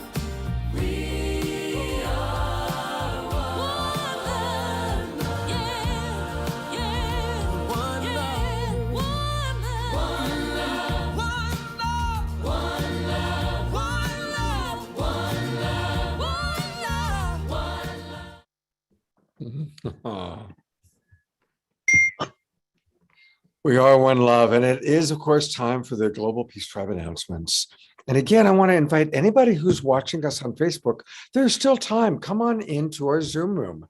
Go to globalpeacetribe.com and register. You'll get the link and come right on in. We still have a lot of show ahead of us. Reverend Michael Beckwith is coming on. Beautiful, beautiful interview I just did with him. And the Twin Ray will be back. We've got more music with Marcie. So come on back into our Zoom room. There's a lot of show left to share with you. And just go to globalpeacetribe.com. And again, thank you to Unify and Alan Steinfeld and John and Summer Raymer and all of the broadcast partners that have been bringing our shows out to tens of thousands of people. We figured it out the other day and we've had over 1 million views of this show. So thank you very, very much. And to share more, I get to turn it over to Deborah. Thank you, Scott.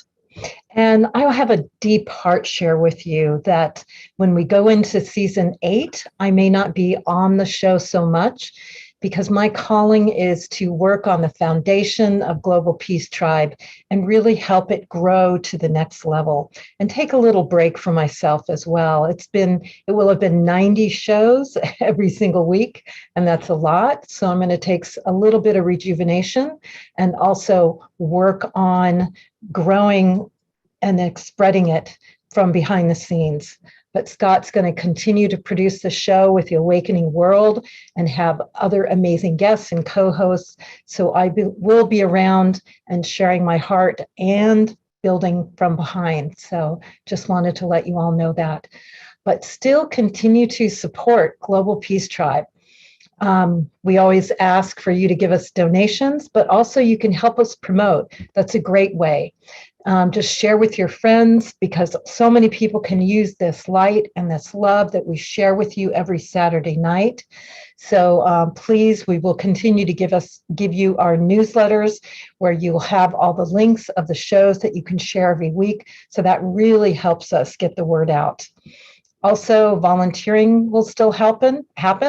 And if you want to be a sponsor for next year, that is always extremely helpful. So everything will continue and go to the next level, because that's what we're about at this point with this incredible time on the planet. So thank you so much. Love you all so much.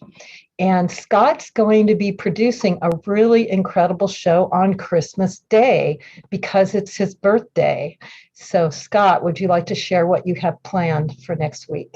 Yeah, thank you, Deborah. So what we're going to do is make next week all about you. It's Christmas night, so I recognize it's kind of a special day. And I want to acknowledge that some of you are going to be with family and some of you are going to be alone. And some of you are going to be all stuffed and ready to just kick back and relax. And some of you are going to want connection. And I want to acknowledge that all beings are welcome here as part of the Global Peace Tribe. So whether you're with your family or you're alone, you are so welcome to be with us. And we're going to celebrate you. We do have some wonderful musicians. Johanna Beekman, one of our favorite musicians, is going to be playing with us live. And I'm here in Maui, and I have a lot of amazing friends that are going to be coming here on Christmas Day to celebrate Christmas and my birthday, that are all remarkable human beings that you're going to get to meet and spend time with. Some of them have been on Saturday Night Live before. Magic Bernstein, Couture de Coster are both going to be with us live, with me here, right in this studio. We'll actually be in Raphael's studio. And the amazing musician Raphael is going to be with us. He created the music to Disappearing albums. He's created over 25 albums. He's world-renowned, and he's going to be playing live music with us. And we're also going to open it up to hear from some of you. So it's going to be truly a very merry Maui Christmas. And we're looking forward to having you joining us. And I've got some special guest surprises that are going to be popping in as well. Some of your favorite people from Saturday Night Live. And again, want to let everybody know that we are launching our winter season is going to be called The Awakening World. And on Friday nights, it'll be co-hosted with Trish, who I've been doing the Friday Night Straight Talk show with. And then on Saturday nights, we will be having several wonderful guest hosts. And our guest hosts are going to include Kristen Hoffman, Larissa Stowe, Dr. Brenda Wade. She's going to be on my Secret Sunday show tomorrow, along with Astarius, the lovely Eden Amadora, and Trish. And they're going to kind of rotate. And then hopefully, if we're lucky, Deborah's going to come back and host with us as well. So each weekend, we're going to pick a theme, go deep into it, and share it with all of you. So please do register for the Awakening World. And I want to acknowledge a lot of you who have already registered. It's been popping up on my screen. So thank you, all of you who have registered. And you can register at different levels. One thing, when you go to the registration form, you'll actually notice that there's different ways at different levels you can come in at.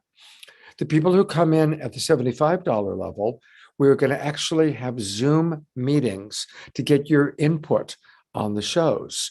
And the people that register at the next highest level will be able to actually help produce the shows and participate in some of the shows or present, I really want you to do this topic. So we're really going to make it much more interactive with all of you as we co-create going on into the new season. So thank you very much, everybody, for being who you are. And we want to bring you in as we create these wonderful shows. 3 a week, 3 every weekend. Thank you. And Scott, what about our supporters party? Do you have that? Yeah, thank you. Anybody who contributes at the $75 level or higher will be invited to our supporter party.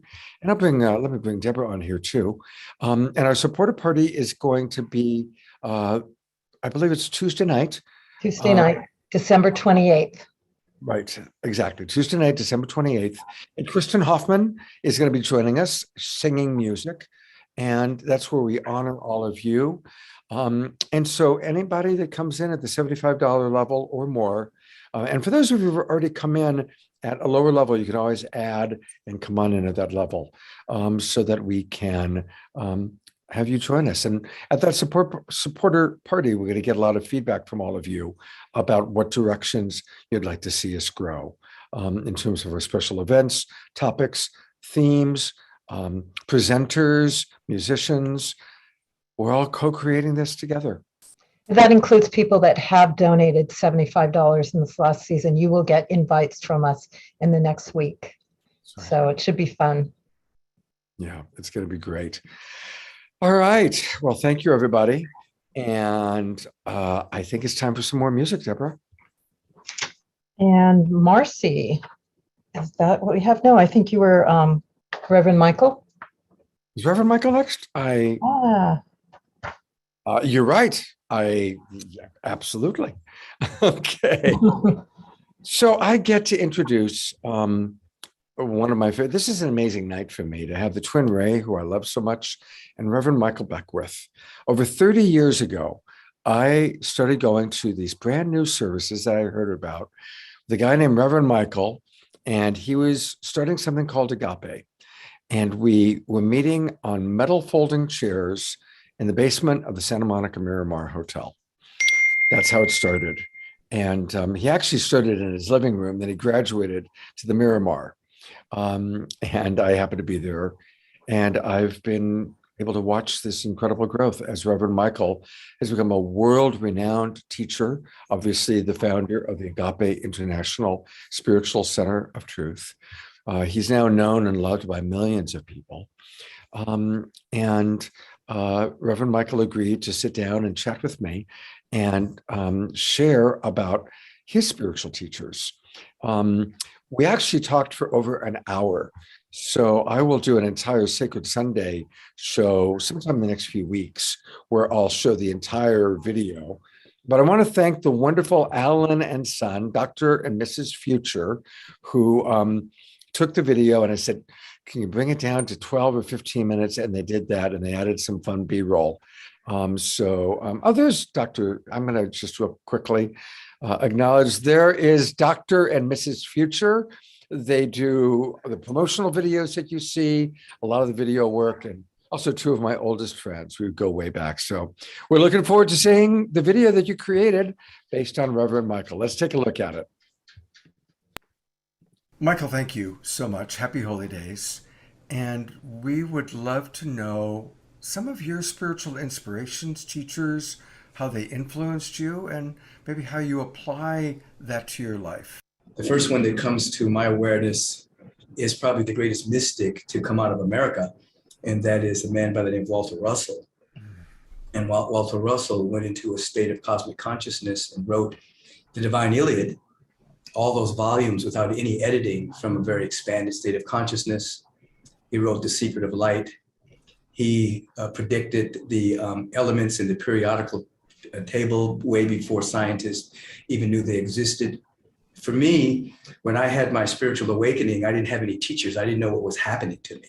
And so as I studied him, it was my first foray into the understanding of what mysticism was, the understanding of the universal cosmic laws. And so it deeply imprinted me in a very powerful way. So there was a little small book that introduced me to him. It was called The Man Who Tapped the Secrets of the Universe. It was by Glenn Clark. It was about Walter Russell. And then that led me to reading another small little book called The Man Who Talked with Flowers. And that was about the great mystic known as George Washington Carver. And most people thought that George Washington Carver was a scientist, or that they understood him from the efficacy of the peanut and things of that. But that didn't even cover who George Washington Carver was. And so that led me to understand that George Washington Carver was a full-blown mystic. who would go out at 4 o'clock in the morning and ask Mother Nature and ask the presence of God the usefulness of particular plants or the soil or the earth. And the plants would reveal to him their efficacy and their secrets. And then he would go into his laboratory and prove what he had gleaned through his mystical connection to Mother Nature. Most of the great ministers that were coming out at that particular time, he was their teacher. But they had to meet with him at night because he was a Black man, and it was forbidden for a Black man to teach white men anything. And then the other great teacher was Howard Washington Thurman. He was a great Christian theologian mystic. And he ended up writing this treatise called Jesus and the Disinherited. And he began to teach the teachings of Jesus and how the teachings of Jesus apply to everyone: white, Black, rich, poor, woman, man. And at the end of this treatise, he writes, I'm no longer necessarily a follower of Christianity. I'm a follower of the teachings of Jesus. So he separated himself from Christianity as it was at that time and followed the teachings of Jesus. And because of that, in many circles, he was labeled a heretic and shunned by the Christian religion. And he ended up starting a church in San Francisco called the Church of All People, which was the first integrated Christian church in America. He loved Emerson, he loved Thoreau, he loved, the great mystics of the ages, and still embraced the teachings of Jesus. So he was a great influence of me, because he was able to not only embrace the cosmic awareness of Jesus, but he was able to bring into the darkest moments, into moments in which humanity was walking through, and bring light to there without denying tragedy, without denying loss, without denying death, without denying disease that human beings walk through. He was able to bring into those dark moments this great teaching of this great teacher, Jesus. Sri Aurobindo out of India came into my life. That he was very influential in my thinking and in my articulation. I even went to India. I went to Oroville in India. Sri Aurobindo was a cohort of Gandhi, and they were seeking to free themselves from the shackles and the oppression of Great Britain. And when Sri Aurobindo was jailed with Gandhi many times, one of the times in which he was jailed, he went into full-blown cosmic consciousness. And when he came out, he told Gandhi that, he was still with him, but that he was being called into another way of freeing humanity, and that was through spiritual teachings. I met Dr. King. I was a small boy, and he was doing a West Coast fundraising tour for SCLC, Southern Christian Leadership Conference.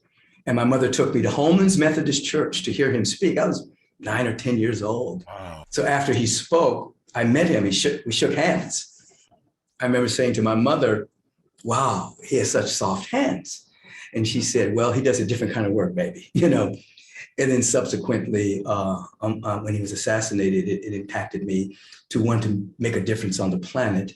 And then his articulation of what agape love was infused my soul with an understanding of unconditional love and the love of God operating in the human heart. Dr. Thurman was a great teacher of Martin Luther King Jr. And Dr. King carried the treatise of Jesus and the Disinherited with him. So Thurman greatly influenced King in terms of the nonviolent movement, the way that Gandhi influenced Thurman. Most people don't know that Gandhi was influenced by Thoreau's writings on civil disobedience influenced Gandhi. Gandhi influences Thurman. Thurman brings it back to Dr. King. I wear Dr. Thurman's robe when I speak at Rankin Hall at Howard University. They allow me to wear his robe when I'm speaking. When I first met Dr. Lawrence Carter, who is a powerful being at Morehouse College, He runs the Martin Luther King Chapel there. When he came to see me speak at Agape, the first thing that Lawrence Carter said was, wow, you're more Thurman-esque than Thurman, because he knew Dr. Thurman. Because of the one, trans-denominational is what we call ourselves. Two, everybody was at Agape, doesn't, race, creed, color, sexual orientation, whatever, it's all there.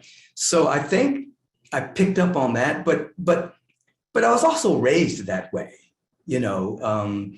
My mother's house was a hub of a lot of the civil rights movement as growing up. And we would meet at the house and we would decide which stores we were going to picket in order to bring about justice to people of color and wages and things like that.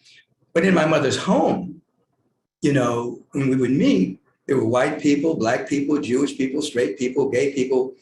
It was all a part of the gestalt of me growing up. So a lot of things that people had to grow into, I didn't have to grow into that because that was just a part of my upbringing. When I was a freshman in college, and it was a mandatory talk by this man. I didn't know who he was at the time, even though I knew there was a Thurman Hall. We had to go hear Howard Thurman speak.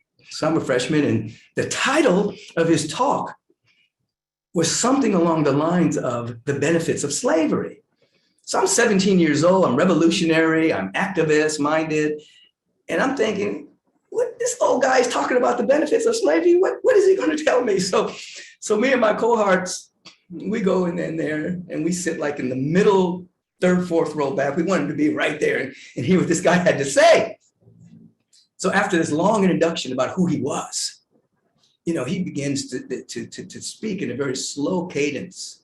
And he talks about the African mind, this mind that was growing up in Africa near the rivers, very connected to the trees, very connected to the ground, this field of abundance, and then being stolen from their homeland and then placed all around the world. And that this capacity to have a deep sense of compassion, a deep sense of forgiveness, a deep sense of love from a field of abundance, not scarcity, was now spread all around the world for such a time as this. And that perhaps, of course, slavery was not a good thing. Of course, it's not God ordained. But perhaps the benefits of it was that you had these beings that were exiled from Africa all around the world that had this capacity for compassion and this capacity from this deep sense of connection of the earth was now all around the world. Wow. That was once only on this one continent. And we're sitting there like, what? I mean, we were mesmerized by this, you know what I mean? Now, I didn't understand all these concepts. I'm 17 years old.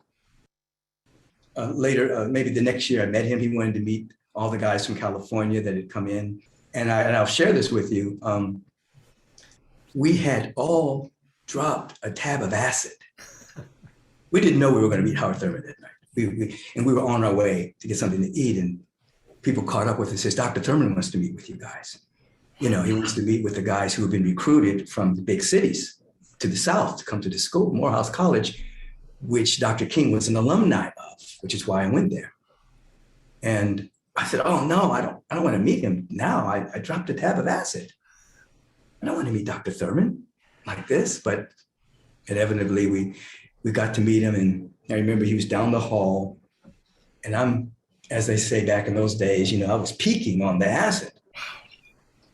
The closer I got to him, the more sober my mind became.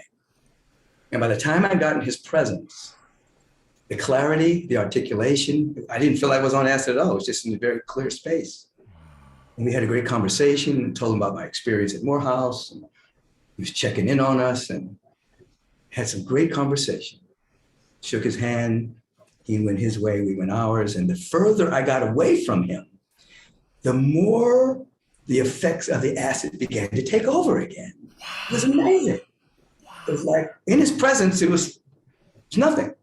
Out of his presence, it was like I could see trails. I remember sitting on the curb that night, watching the trails of cars go by, thinking about that phenomenon.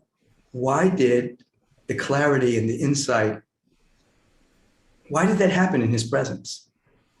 And then when he left, the acid took its toll. It was, again, years later, I'm aware of somebody's presence. I'm aware of the energy that people carry, you know. But I'll always remember that. Yeah, I mean, I don't do any drugs at this time in my life, and the last 40 years have not. There is something that is greater than even the high of this drug. Yes, he wasn't just an academician about mysticism. You know, he was having an encounter with the presence, and that carried a frequency and a vibration of love and joy and generosity and compassion that would emanate through his voice, you know. And even though I didn't meet a Walter Russell, I know he carried that frequency as well, though I didn't get to meet George Washington Carver. Yeah, it would be Carver and Sri Aurobindo. Sri Aurobindo really spoke about the potential of humanity being a God-man or God-woman and the inner visioning. I don't know if he used that language, but I remember in studying him, it impacted me. And I became very aware that it's really about the expansion of consciousness. So the vision process was born out of my awareness of it in building Agape. We wanted to actually be the containers for unconditional love. We actually wanted to be the next great expression of human unfoldment, the next great unfolding of the human species, not just create a church, but actually carry the frequency of what we wanted to teach. And so it's an inner awareness of love, inner awareness of peace and of joy and of harmony. And I always have taught from the very beginning that you can't have permanently what you're not willing to become in consciousness. You can manipulate and have things temporarily. But if you're going to have something in your life, then you have to actually become it in vibration, in frequency. You have to embody those particular frequencies. And then even if you temporarily lose it, it'll always come back because that's who you are. As we're not trying to be ascended masters, we're trying to be descended masters. We're trying to actually bring the energy here, not go there. And now when people try to go there, sometimes they don't embody it. And they live in this straining. When you begin to really wake up, you begin to realize that you're already enlightened. What you're doing is you're just removing the mental, emotional obstacles to seeing who you are. There's a great friend of mine who was a part of the Paramahansa Yogananda crew. We used to meditate at his house all the time. And during one of his meditations, there was an appearance to me as if Yogananda had appeared. And I can remember him saying to me that I was not to have a guru, that I was to go direct. I could be influenced, I can study, I can learn from all the teachers, but I was not necessarily to go the guru path. And that became my path. I studied, I was influenced by great beings on the planet, the ones that I've mentioned, but most of my growth was through direct encounter with the presence. So Paramahansa was an authentic, awakened being that I was influenced by as well. Yeah.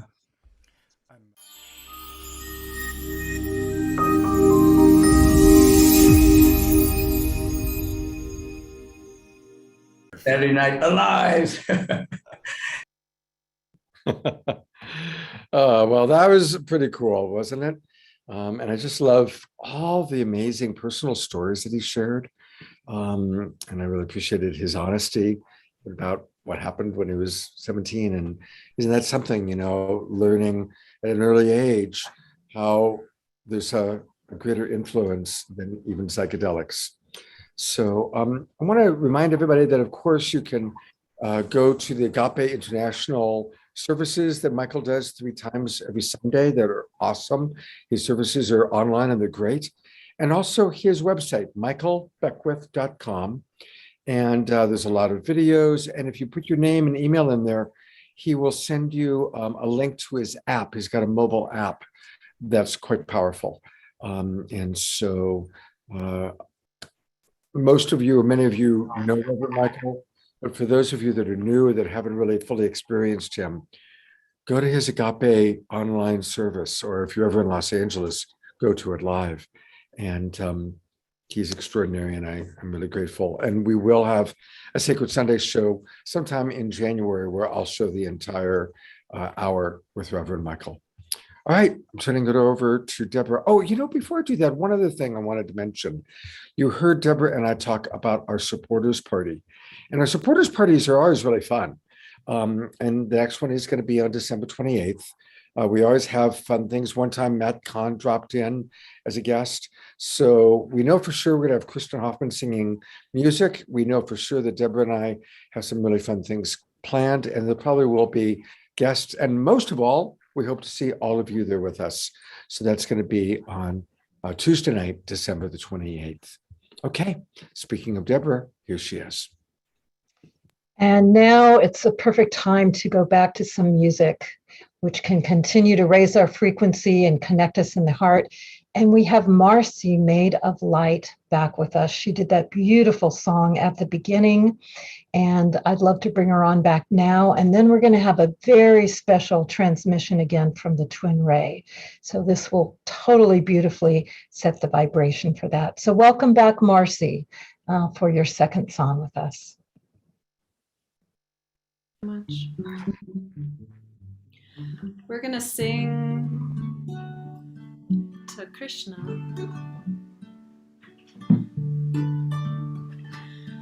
We pray to Krishna with the Maha Mantra, very, very famous ancient mantra.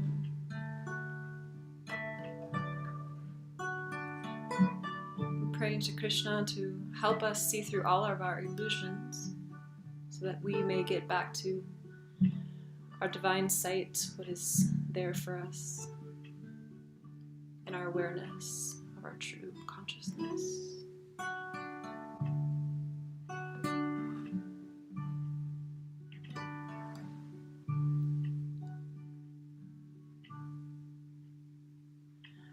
Hare Krishna, Hare Krishna, Krishna Krishna, Hare Hare Rama, Hare Rama, Rama Rama Rama, Hare Hare, Hare Krishna, Hare Krishna, Krishna Krishna, Hare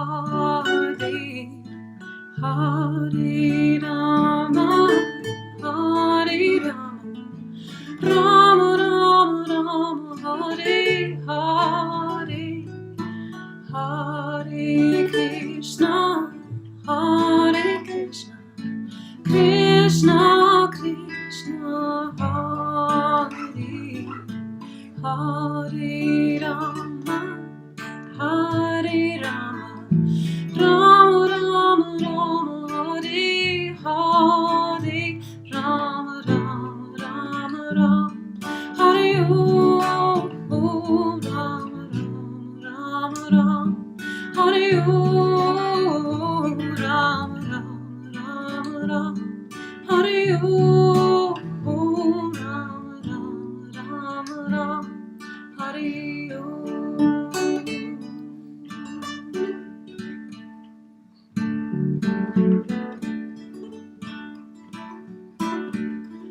Hare Krishna, Hare Krishna, Krishna Krishna, Hare Hare Rama, Hare Rama, Rama Rama Rama, Hare Hare, Hare Krishna, Hare Krishna, Krishna Krishna, Hare Hare Rama, Hare Rama, Rama Rama Rama, Hare Hare, Rama Rama Rama Rama, Hare Om, Rama Rama Rama Rama, Hare Om, Rama Rama Rama Rama, Hare Om.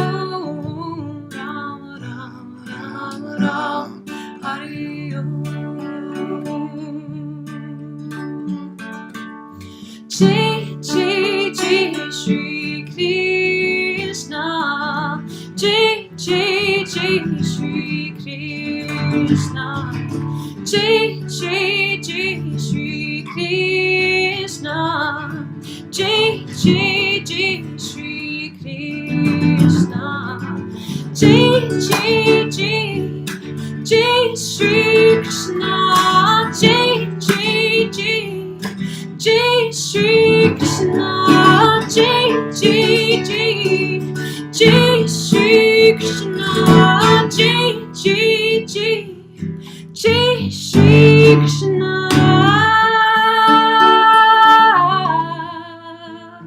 Krishna.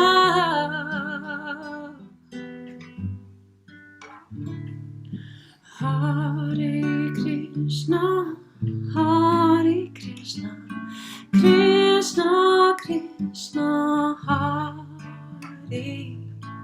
Hare Rama, Hare Rama, Rama Rama Rama, Hare Hare, Rama Rama Rama Rama, Hare Rama Rama Rama, Hare Rama Rama Rama Rama, Hare Rama Rama Rama, Hare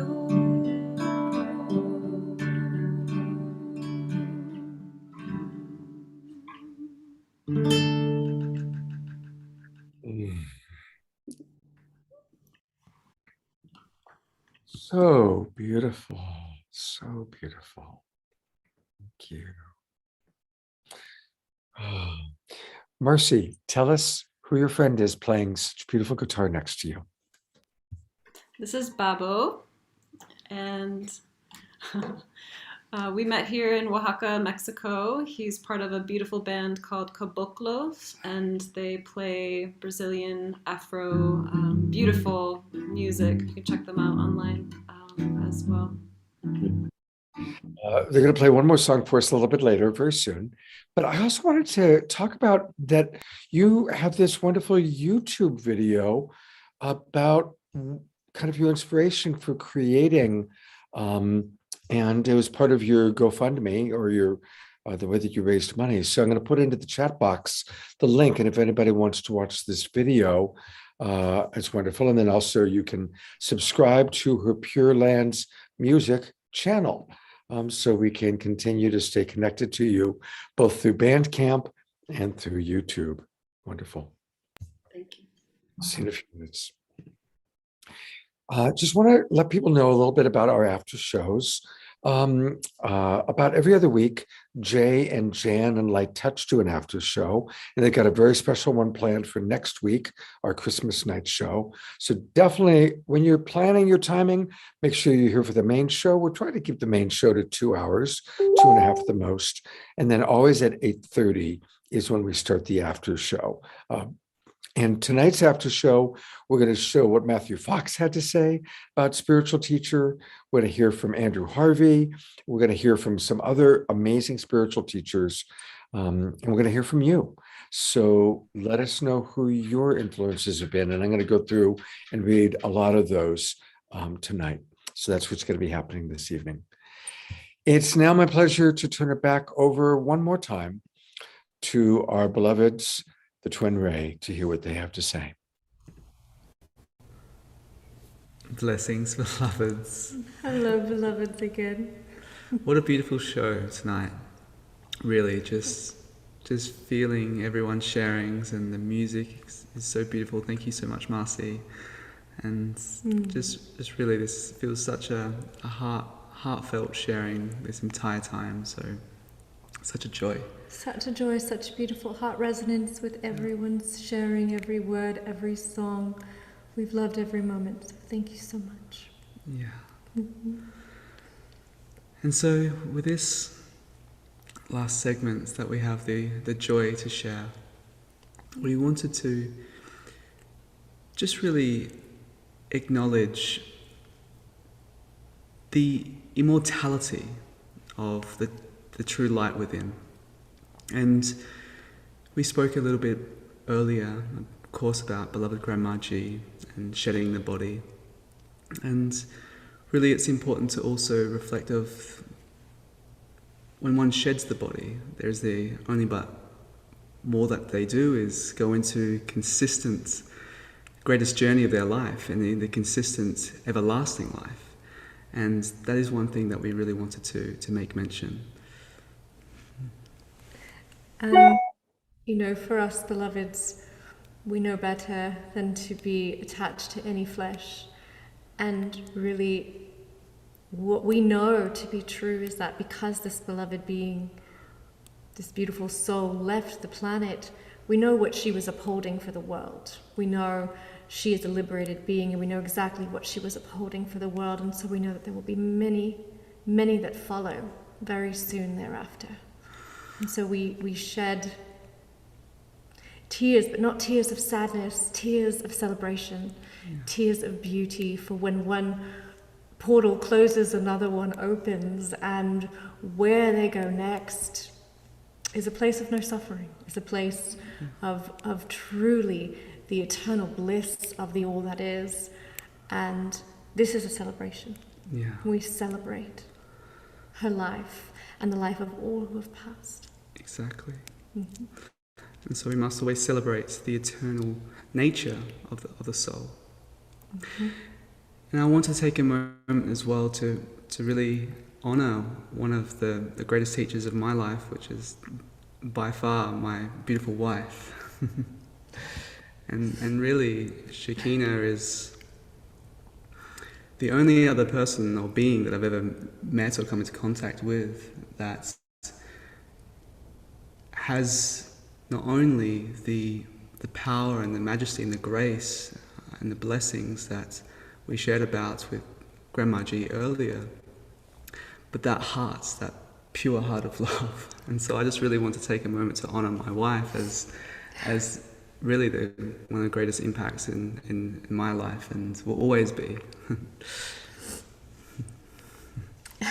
Thank you, my love. Thank you so much. That's so beautiful. And, you know,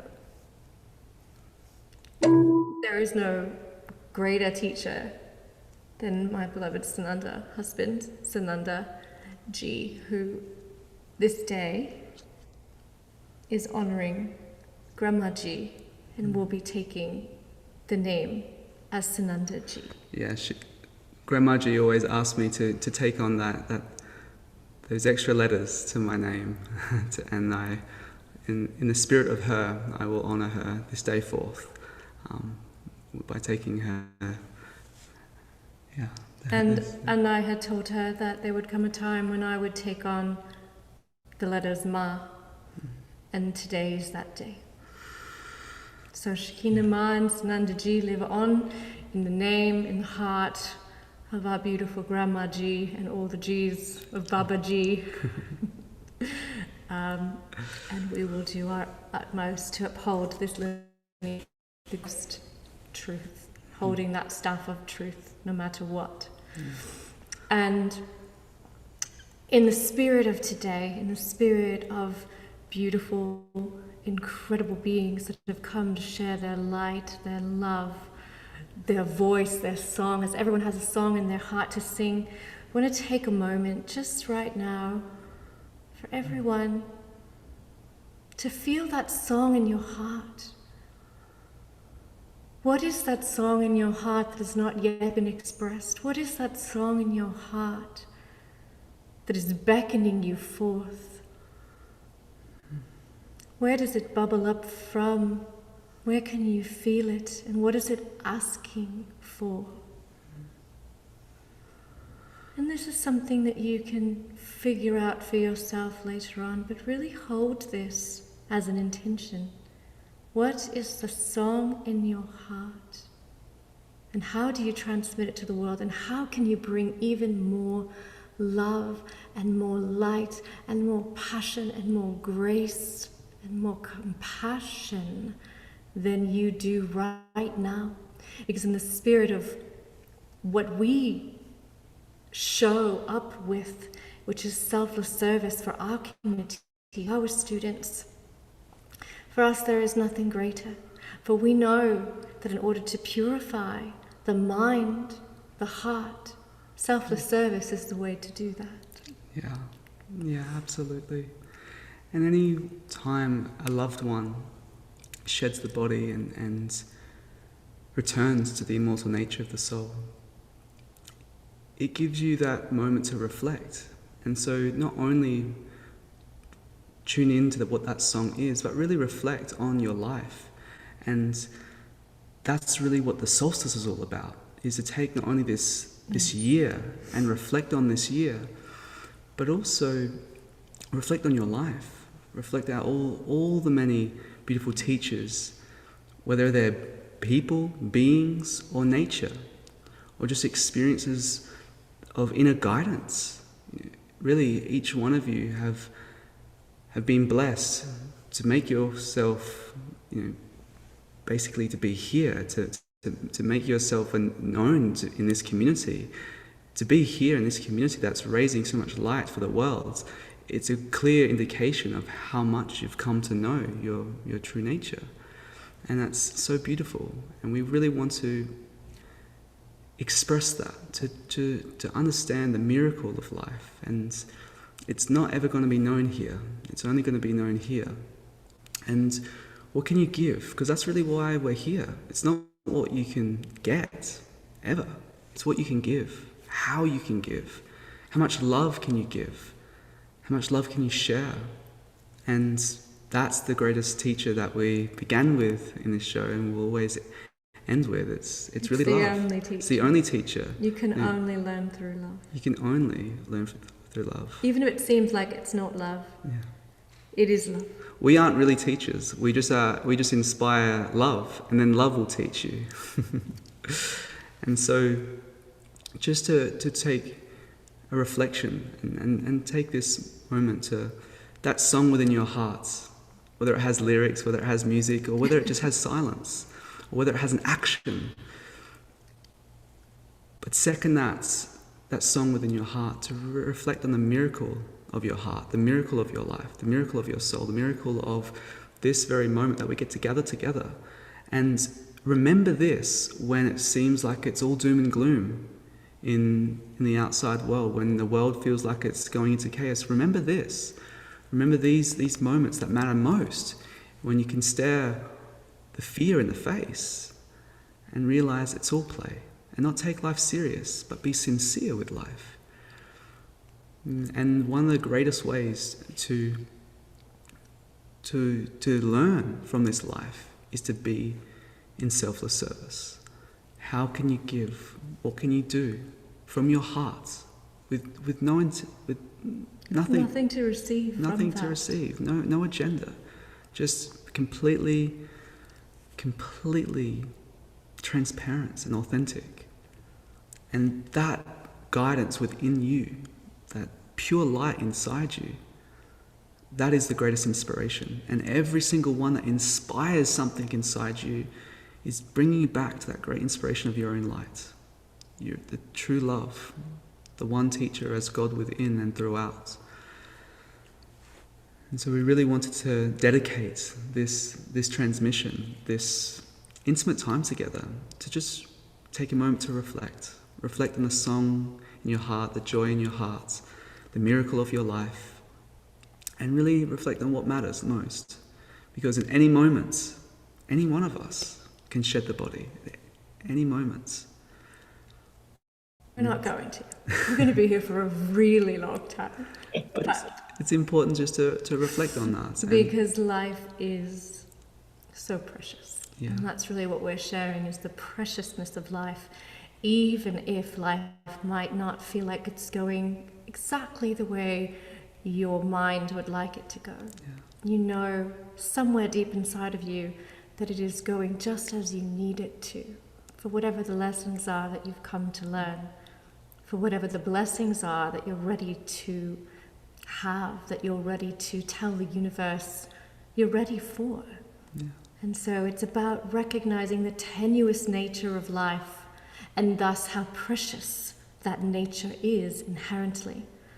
And every sentient being, every animal, every mineral, every plant, every drop of water, is a part of that grand tapestry of the divine, and there is divine in absolutely every moment, even if you can't see it. Yeah. And it's not about being a teacher either. It's not even about being someone to teach. It's about demonstrating your life as the teaching, being an embodiment, being an expression of truth, being an expression of love, being an expression of all the sacred virtues that the soul knows, that spirit knows, and demonstrating that, allowing your life to be an example of the very teachings that you've learnt and that you can share just by demonstration alone. And so allow life to be your greatest teacher by living a life of love, dedicated to love. As love. Yeah, for love. And in this solstice time, as we're transitioning in 2022, it's all about really appreciating all the blessings that may have been in disguise, and loving all of that. And as you're moving into this next phase of your life, this next phase of this grand cycle, this new Aquarian age, this golden age, as you're shifting your vibration, as you're shifting into the next phasing of reality for this whole collective experience, it's really time to make a choice. Really make that choice within. What do you dedicate your life to? How do you choose to dedicate your life? And dedicate your life to that love, that service of love, that selfless service. And dedicate your life to truth. Dedicate your life to realize, really realize who you truly are, beyond any concept, beyond any perception of the mind, but who you truly are as love absolute. And stay there and express that, be that, share that, radiate that. And that love that we're all here to celebrate is the greatest teacher that has changed the world. And every single time one returns to love, another life is saved. That's so beautiful and so true. So we love you all. What more is there to say? What more is there to say? Thank you for a beautiful, beautiful evening together. Let love lead the way, always. You stay on for just a couple more minutes, please. I want to just remind people about their website, and it's twinray.com. And if you scroll down, you can see where you can register for their masterclass, and you definitely want to do that so that you can receive this beautiful gift that they're offering. And once you put in your email address, they'll send it to you, and it's a beautiful, beautiful 45-minute masterclass to get us going. I want to thank you so much. And we will continue to, of course, support all things Twin Ray. But I also wanted to ask you to stay with us for a minute. And I'm bringing Deborah on because I want us to take a moment to honor Deborah. This is the last show she's going to host for a little while she takes a break and takes good care of herself.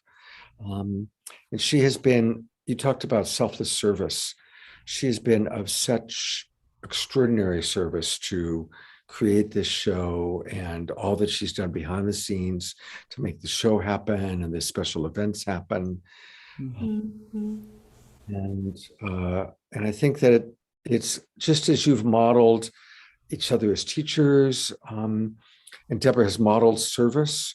I also want to honor that she's modeling that sometimes it's about taking care of ourselves and taking a step back and tuning in and relaxing and healing and hearing spirit. So thank you for modeling service. Thank you for modeling this next chapter, Deborah. And I just turn it over to anything you'd like to share. Yeah, it's really about everything we've been talking about tonight, being in tune with the higher self and the guidance of what we're here to do. And sometimes we're here to push forward. Sometimes we're here to step back, rejuvenate, and let the new instructions come in. And so that's been really clear for me, because we all have big plans moving forward. We are here with Mama Gaia right now. We're here with each other, and we have a lot to create going forward in the new earth. So it's important for all of us to tune into that higher guidance and follow that. And magic can happen, continues to happen. That's how it works. And I so love my last show to be with the Twin Ray and have this consciousness that we're all sharing here, because this is really what I'm about and so much. And love birthing the show as the mama, and love that Scott's going to continue, and I'm going to work behind the scenes to really make sure it's solid so we can come out even in a stronger way in 2022 and keep this growing and flowing. So love you all so much. Thank you, beloved Thank you, Deborah. We beloved support you completely. As you know, we've been talking through this with you. Yes. And we support you completely, and anything that you need, we're here for, as well as Scott. We support you completely in your direction as well. Yes. And we know that the directions will merge once more in a new birth.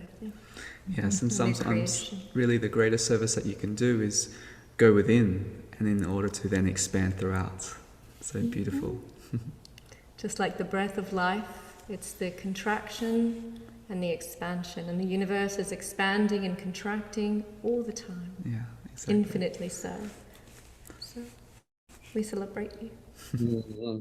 And so thank you. And what a perfect way for us to conclude. And I'm going to turn it over to Marcie, Made of Light, to play her last song for the night. And we can just, as we listen to this music, let's think of Deborah with lots of love, send lots of gratitude to the Twin Ray. And I want to invite anybody to put into the chat box, what is the song, maybe when Shekinah Ma made that request, what is the song of your heart? Some of you already put that in. Put into the chat box if you are clear on what the song of your heart is. I'd love to see that, and we'll read some of those during the after show.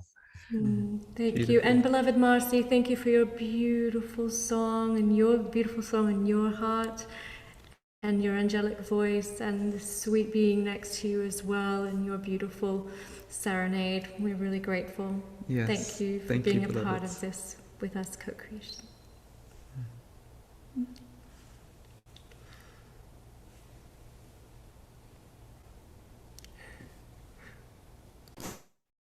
This next song is in English and Sanskrit, so we'll be chanting to Narayani. Is a version of Durga, the Great Mother. So in this moment we can set our intention, allowing Narayani to pierce our hearts, using the implements to cut away again the illusions, clearing our mind, setting forth the beautiful intentions for the future. So we'll pray here for Deborah's blessing way into the future together. Thank you so much for having us. What a beautiful evening. Thank you so much.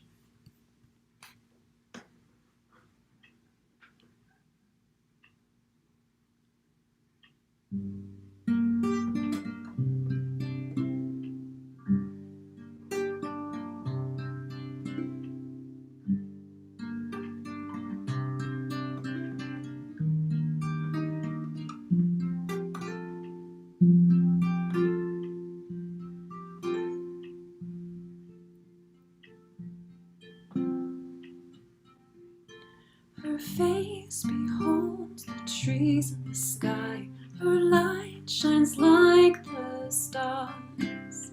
Darkness opening the gray night. Surrender to her.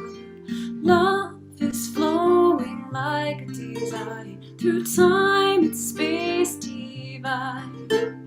Nectar pouring, nothing to do but open to Narayani, Narayani, Jaya Namaste, Tum Durgaye Namaha, Narayani, Narayani, Jaya Dumturgaye Namah. Salutations to the divine Mother of the world, cutting fear, revealing the truth to liberate you. Narayani, Narayani, Jaya Namosute, Dumturgaye Namah. Narayani,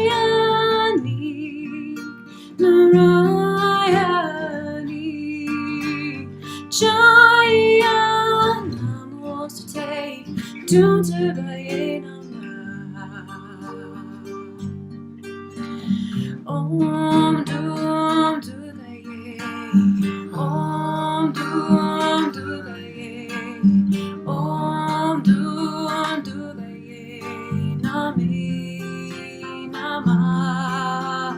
Om Dum Durgaye, Om Dum Durgaye, Om Dum Durgaye, Nami Namah.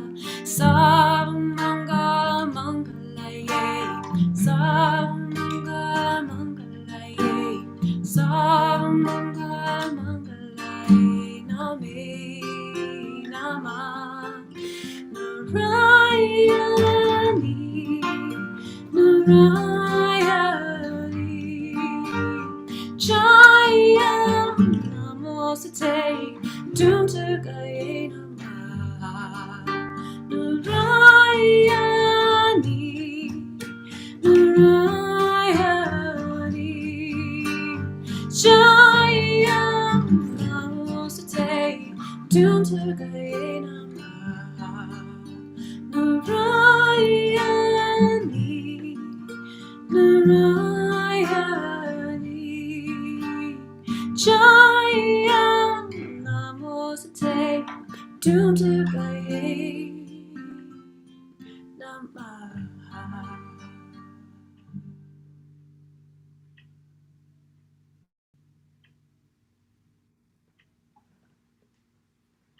Hmm.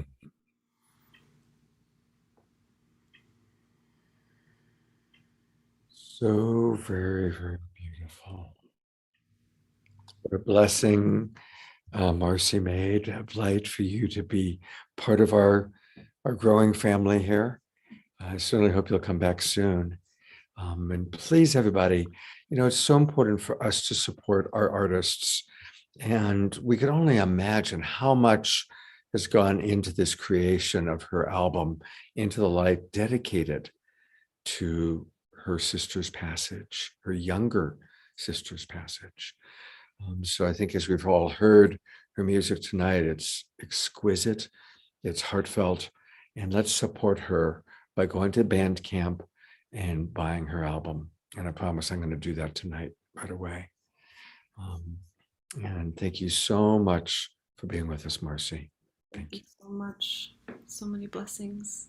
Jai Ma. Babu, for your incredible support.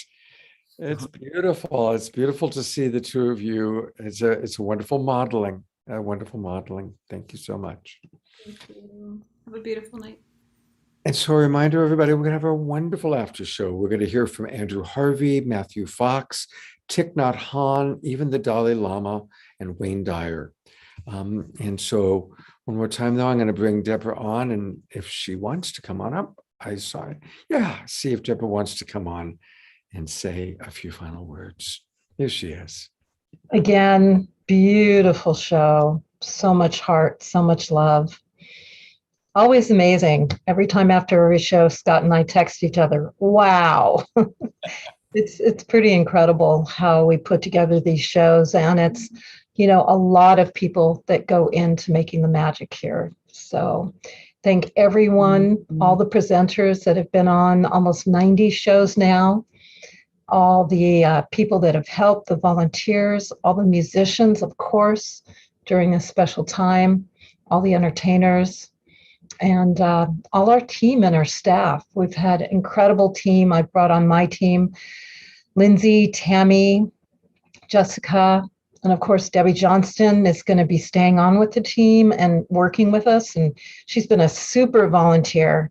And I'm so happy that she's going to stay with us and work, because she's another superwoman. So I feel really confident and trusting that this is going to be in good hands as we grow everything to the next level as well. So, and thank you, Scott, for who you are and being an incredible partner and crazy man to keep going and going and going. Absolutely. Thank you. And I'm going to keep on going tonight, because we've got some really wonderful videos to show. So this is the official close of the main show. And I'm going to stop the recording. But I also want to remind everybody to stick around. We've got a really great show. And next week, our Christmas show, my dear friend Couture de Coster is going to be my co-host. And so you get to see Couture, she's fantastic and wonderful. And we love her a lot. So here we go. Let's get going with the after show. And I'm going to start recording that in a different spot. And for our very first person, let's get that going first of all. And I'm going to read some of the various things that people have had to share. So, because there's some really beautiful sharings today. So continue to put into the chat box your spiritual teachers, your influences, and what the song is that came up for you when Shekinah Ma made that suggestion. I'm going to read some of those tonight. But we're going to start by taking a look at a video from an interview that I did with Reverend Matthew Fox. And I'm going to comment a little bit on it afterwards. But for those of you who don't know Matthew Fox, he is a beloved teacher. He's written dozens of books. He put on the Cosmic Mass, which was an incredible event that took place throughout the many, many years in San Francisco Bay Area. And so with no further ado, let's hear a little bit from Matthew Fox about who he was influenced by. And it's an especially interesting story. I would love to ask you two more questions, if I may. Who have been some of your inspirations as you were growing up or as you were evolving? And how do you apply any of those inspirational people, whether they were living human beings or archetypal figures? How do you apply those to your work now as a spiritual teacher? But when I was a boy, I was very, very taken by Abraham Lincoln. I read everything I could. I read Carl Sandburg's work and all these people about Lincoln. And it was my 12th birthday, I think. My mother took me and a friend and my younger brother on a trip to Lincoln country. I lived in Wisconsin, so we went to Springfield, we went to New Salem, and it was just like a miracle for me to see the house where Lincoln lived in and all that. It was the real high point for me. And I was wrestling whether I should try to follow Lincoln and be a lawyer, or whether I was feeling called to try the Dominicans to be what I became. And I remember this one line in Lincoln that was burned in my soul at a very young age. He said, "Be an honest lawyer. And if you cannot be an honest lawyer, be honest without being a lawyer." And I think that sentence, which stayed for me so long, so affirmed the whole reality of a vocation, of a calling. And I think that it's played out for me. You know, I like that quote from Joe Campbell, "None of us lives the life we had intended." So here I became a Dominican, friar is the official name, not really a monk, but a friar. And I studied hard and I went to Paris to study and all that. But then after a while with my writing and everything, I ran into some buzzsaws from the Vatican. But I think that invitation to conscience from Lincoln stayed with me very strongly, because that one sentence, I always loved it. If you cannot be an honest lawyer, be honest without being a lawyer. There are more important things than the profession that we join. You're either going to do it well and do it with integrity and conscience, or pay the price. And of course, if you do it with conscience and integrity, you're going to pay a price. That's certainly something I've learned about after I was evicted from the order after 34 years for daring to talk about God as mother and God as child, and working with Native Americans and so forth. The objections the Vatican at that time, not this present version of the Vatican, but before them, were of that ilk. So Lincoln was very important to me. And I got polio when I was 12, and I met this Dominican brother who was not a priest, but a brother, and was very gentle. He would come and visit me regularly in the hospital, because I was in the hospital for months. And my father had been a football coach in Wisconsin. I thought I was going to grow up and be a football star like my older brothers and like he was. But here I lost my legs, and they couldn't tell me if I would get my legs back. So I realized, well, I got to get a new model for what it means to be a man. And this fellow kind of walked into my life. He was very contemplative. He was so contemplative that after a few years of being a Dominican brother, he left the Dominicans to become a Trappist monk, because Trappist monks are well, like Thomas Merton, they live a very severe contemplative life. And so he had a real subtle effect on me, because he was extremely gentle, very different from my father, who was very strong character and into football. And so I realized, oh, there are various ways to be a man in this world. Now, as it turned out, after about a year, I did get my legs back, and I did play football and loved sports, still do love sports. But I learned this lesson. And when I got my legs back, I remember saying to the universe, I'll never take my legs for granted again. So that really, when I look back on it, was a very mystical moment. Not because I often define the mystic as one who doesn't take for granted even a breath. Each breath we receive is a gift. And that's what meditation is recognizing, paying attention to these gifts that come so regularly to us, but we can often take for granted. So life itself, light itself, as we've been talking about, is not something to take for granted. So those are two people, that lay brother and Abraham Lincoln, who influenced me when I was a boy. And I think and then I've had so many wonderful teachers and so many other mystics that I've encountered and written about that have really, what can I say, blown my soul wide open over the years, and especially Meister Eckhart and Hildegard and Bingen, whose painting is behind me. These great mystics, it's been such a privilege to be able to explore these great souls and call it work and even make a living doing it. What a gift. Oh, I'm sorry, there's some yard.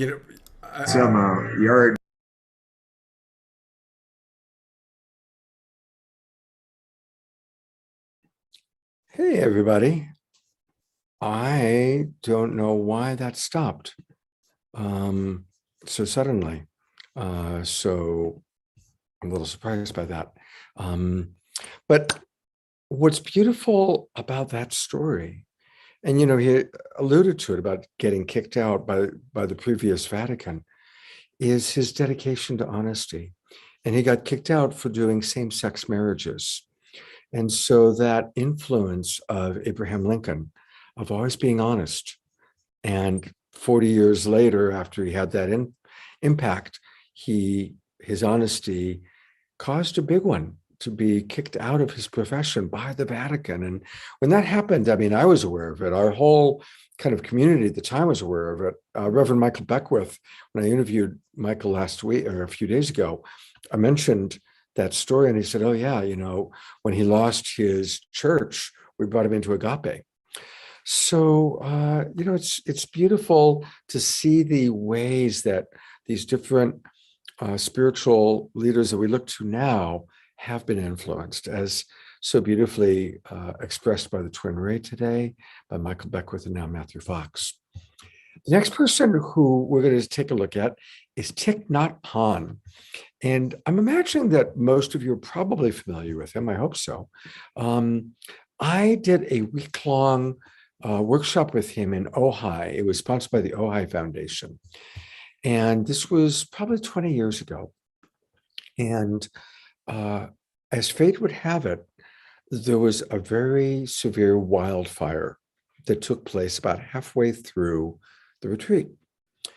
And it was very, very intense. And for a couple of days, it was like we were right on the verge of being evacuated because the wildfire was so close. And there's a lot of smoke and a lot of helicopters coming in to drop fire retardant on the fire.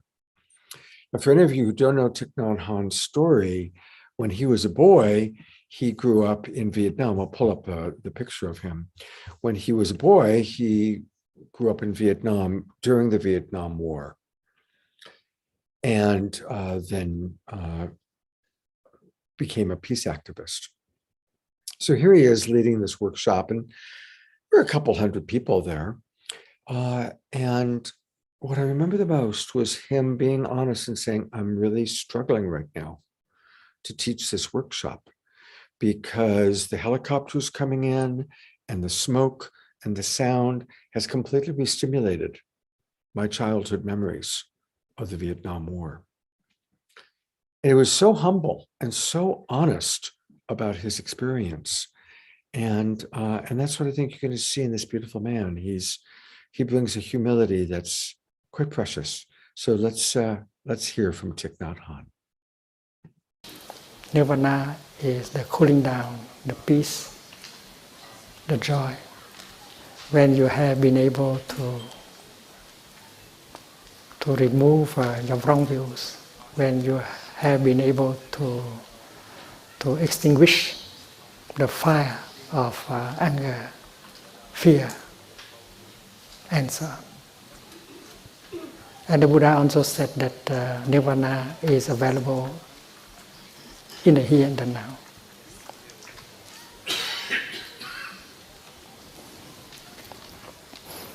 We do not need to die in order to touch Nirvana. In fact, we need our body, our feelings, our perceptions in order to touch Nirvana. We can very well touch Nirvana with our body.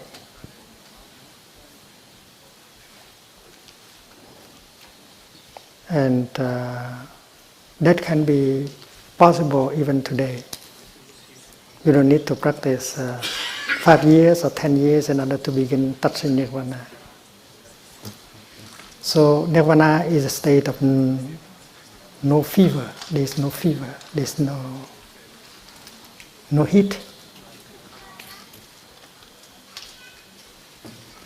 The heat, the fever, the flames are born from wrong perceptions and from afflictions like fear, anger, and despair.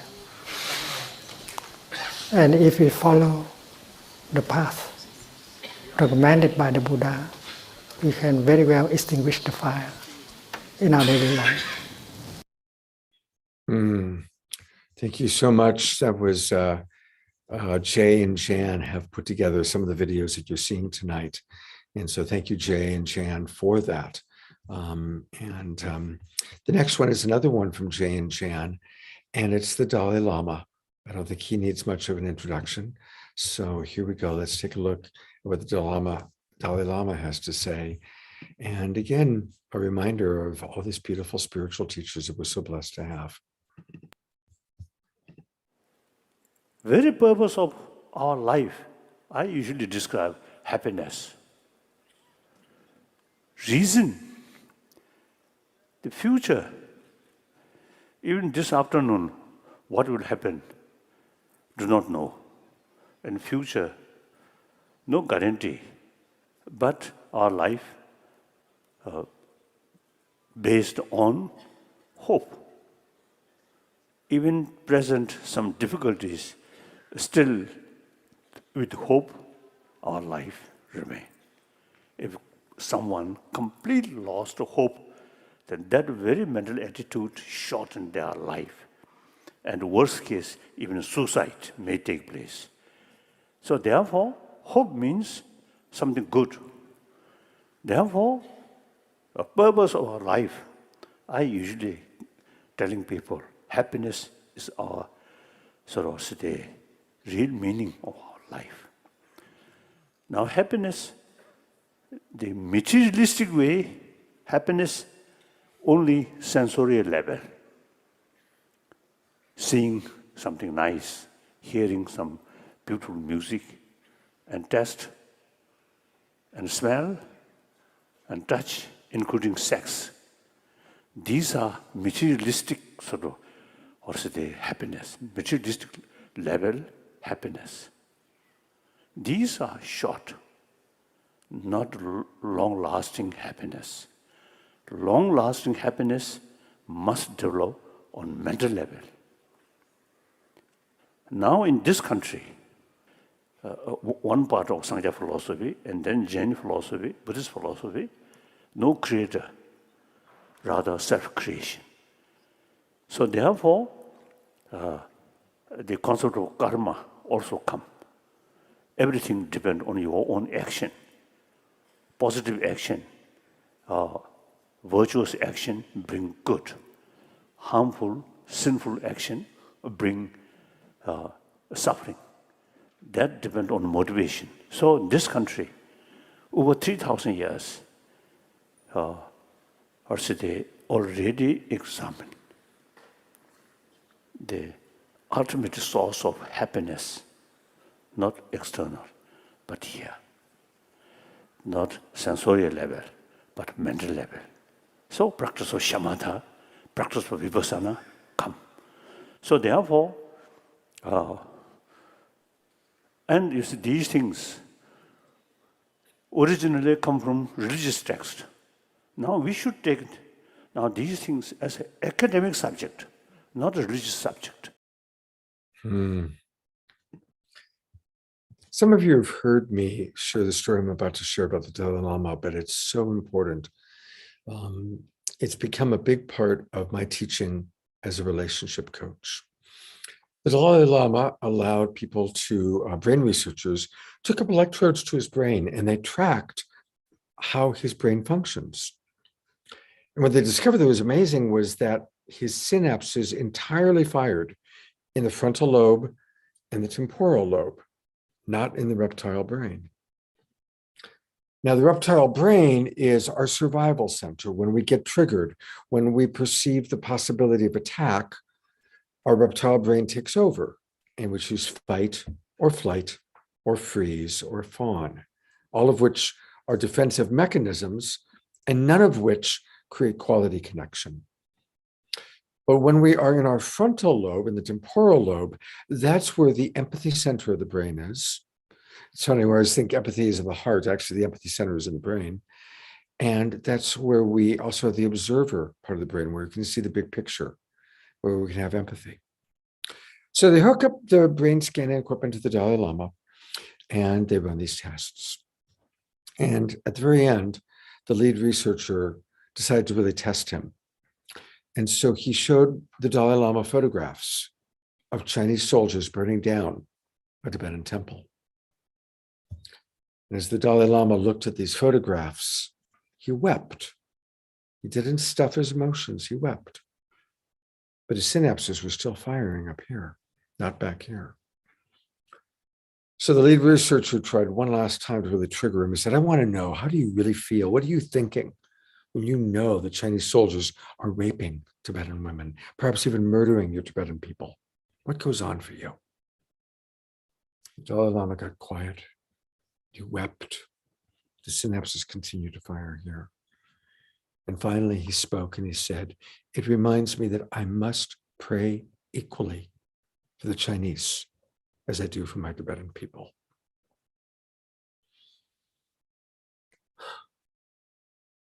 That is our opportunity as human beings. We are going to get triggered. We're going to have hard things coming into our world, into our lives. But if we can learn how to stay in the heart of compassion for ourselves, for each other, we will make it through. We are awakening. This is an awakening world that we're all part of. And as children of the earth, as the earth is awakening to our new level of consciousness, so are we. And so must we. We must wake up. And awakening isn't necessarily always happy, happy. Awakening requires having to look at consequences of choices we've made that haven't been holistic, that haven't been sustainable. We as humanity have to look at the environmental choices we've made that have caused this extreme climate change. We have to look in our relationships at choices we've made where we've been hurtful to our parents or our children or our lovers or our friends. That's part of the awakening process. And that's why the new show and what we're all doing together is awakening, and we're calling it the Awakening World. Now, I promised to read some of what you've all shared, and I want to read some of the beautiful things that have come in, and then we'll hear a couple more videos. Thank you very much, Dorina Joy, for that. I appreciate it. Deborah Haviland, one of our regulars, talks about the value of permaculture and that she's building permaculture on her land in Costa Rica. Thank you so much. Lynne and Leaf, also two of our regulars, talk about the spiritual song of Imagine by John Lennon as an influence for them. Oh, well, thank you very much. Many of you are talking about the great teacher of nature. Nature is a great teacher. And I know that Katura next week, my co-host, is going to be talking about that because she's a great lover of nature. And so more people talking about permaculture and really appreciating all the appreciations. Thank you, Michael, Nancy, Dia, so many of our regulars that are here that I'm seeing. And yes, we are going to continue to keep the good vibes going. Appreciations for our angelic loved ones. Parjana writes, love of my son, of Jesus, Let me start again. Love of my son, of Jesus, the Buddha, Mother Mary, Mary Magdalene, Matt Kahn. Matt's going to be on the show again on January 8th. Shekinah Ma and Sananda Ji, the Beatles, my guides, the universe, pure source, and so many more. Well, you covered the bases quite well. So that's a good start. I will read more of the sharings before the end of the show. Dr. Wayne Dyer, here I am in Maui, where he lived in the final years of his life. I met him a couple times here. And let's hear what wonderful Wayne Dyer, and I'm sure many of you read his books or watched his videos. Here he is on the Oprah Winfrey Show, and let's hear what he had to say.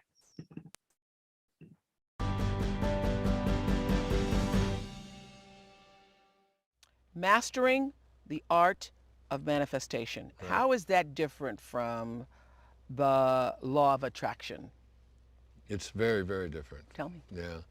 The law of attraction, and I'm not here to put down the law of attraction. I think I think the law of attraction and The Secret opened people up to a new way of thinking. Absolutely. It had its flaws because it allowed some people to think that all you had to do was think about a bicycle and there it would show up. Yeah.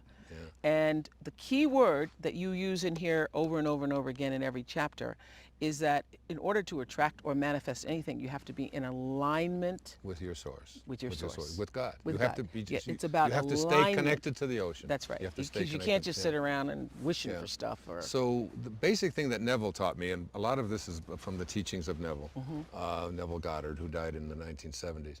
He basically said that all of us have within us this amazing capacity to manifest and attract anything that we want into our life.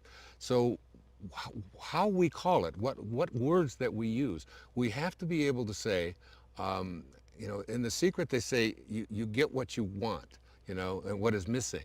And what Neville said and what has come to me and what I got from the I Am discourses and what I get from the New Testament, which I read before I did this, is that you say, I will attract into my life what I am. not what I want. And I am capable of attracting all things that the source is capable of attracting. So that's the difference. It's like you get what you are rather than what you want. So you want to become. You can't go around and ask these divine beings, angels, whatever you want to call them, who are right here all the time. Always. You Right can't here, you can't right here, ask right them to help me out. You have to become like they are. That when you become angelic, when you become a divine being yourself, when you are giving, when you are serving, when you are in that place, they will come to you. That's what happened to you in India. You then begin to see yourself in everything. It's like, because it is our goal to reflect the character Right. of God. That's what Right, we're here to do, is exactly. to emulate that. And that's what the Tao Te Ching teaches as well. They Yes. call it your original nature. Your original nature is reverence for all of life, gentleness, kindness, and service towards others. That's Lao Tzu, 500 years before the birth of Christ, saying that's our original nature. Yes. Reverence for all of life, gentleness, kindness, service towards others, giving, offering, serving. And when you get to that place where you no longer have any judgment within you towards any of God's children, that means no condemnation, no criticism, no judgment towards anyone, even the Osama bin Laden. But how can we be that since we're here, But we're what- living, we're on earth, we got problems. Yeah, we but- got our issues. We have and- stuff going on. And if enough of us get this message, Oprah, Yes. if enough of us get it, and that's just what my mission is just to teach people that you are love, you are divine. Put that into your imagination. I am well, I am happy, I am content, I am fulfilled. Even if your senses tell you that you're depressed. One of your people that called me when we did a pre-interview on here said, well, if I'm feeling depressed, I'm supposed to fool myself and say I am feeling well, even You if I'm can depressed? choose another thought. That's Yeah, what I've learned. Absolutely. And it's like you don't say I am depressed, because if you say I am depressed, you connect with depression, and the universal source, God, whatever you want to call it, will align in such a way to offer you whatever it is. More that you depression. put- yeah, here's some more depression. I am unhappy. I am depressed. So by placing into your imagination what you want and assuming the feeling of that wish as already fulfilled, you go through your life feeling that. When enough of us do that, we will transform this planet. I'm telling you, it can be done. We're doing it right now. Absolutely. Us sitting here, right here together. It's all part of this perfection. Well, that was lovely, wasn't it? Turn off the I'm sure that was shot right here in Maui, by the way, because Oprah Winfrey lives in Maui, and so did Wayne Dyer, and you could kind of tell by the background. I want to read a few more of what you shared. Marcie writes, honoring Maharishi Mahesh Yogi, yes, in the role he played in bringing our world's phase transition through huge groups of people practicing together transcendental meditation. Thank you. And Nancy just wrote, I believe these videos are on YouTube. And yeah, you can find, by the way, all of the shows that we've done. Please start using our Global Peace Tribe YouTube channel. I've put a lot of energy into building that channel. And you'll find all the complete Saturday Night Live shows, all the complete Straight Talk shows, all the complete Sacred Sunday shows. But I've also created playlists of Scott's favorite interviews, Scott's favorite shows, and even dynamic segments. So you'll see several of tonight's dynamic segments in there. So you can go through, and if you really just want to see the Twin Ray, go in and you'll be able to find some Twin Ray segments or some Michael Beckwith segments. So just go to YouTube and put in Global Peace Tribe and save our channel and start visiting our channel. Bring your friends to our channel. So of course, I love having all of you on live with us, but we live forever in YouTube. A few other things to mention. By the way, thanks again, Jay and Jan, for finding these great videos. That Wayne Dyer one was beautiful, wasn't it? What he said about our true nature, and it is true, that is our true nature. My good friend Kutira is here, and I'm thinking also about Osho. Nobody has mentioned Osho yet tonight. And my wife, who passed away, loved Osho. She would work very hard and then fly to India to spend 3 to 4 months with Osho. And then she'd come back to San Francisco and work very hard. She did that for many, many years. One of her proud achievements was that she frequently danced with Osho. He liked tall blonde women, what she was. But I want to acknowledge Osho as a very significant teacher for so many of us. So thank you. A few people in the chat box did mention him. Yes, good. Osho. Yeah. Debbie, since you've been covering the chat box, who are some of the other teachers that you've noticed that people have mentioned? And you're muted. You need to unmute. Yeah, thanks. Sorry about that. A lot of the ones that we saw all night, Wayne Dyer, Louise Hay, Eckhart Tolle, a lot, Landmark Education and Werner Erhard, Greg Braden. There have just been so many. Those are just a few of the ones I just read recently, but yeah, so many people shared so wonderfully, and everyone, as I think they know that you save the chat box, we read it. It's just great to see everyone's comments, and everyone's been sharing so much. Everyone is so moved by the show tonight, as I am. It's just so powerful that we're so blessed right now to have these wonderful teachers. So it's quite an amazing show. So thank you. Yeah, well, thank you, Debbie, for all that you do behind the scenes to support. And I'm really excited about collaborating with you into the new year. Thank you. Yeah, I'm so excited. Yep. Thanks. Let's go to my good friend, Andrew Harvey. This is an interview I did with Andrew last week. I love this man.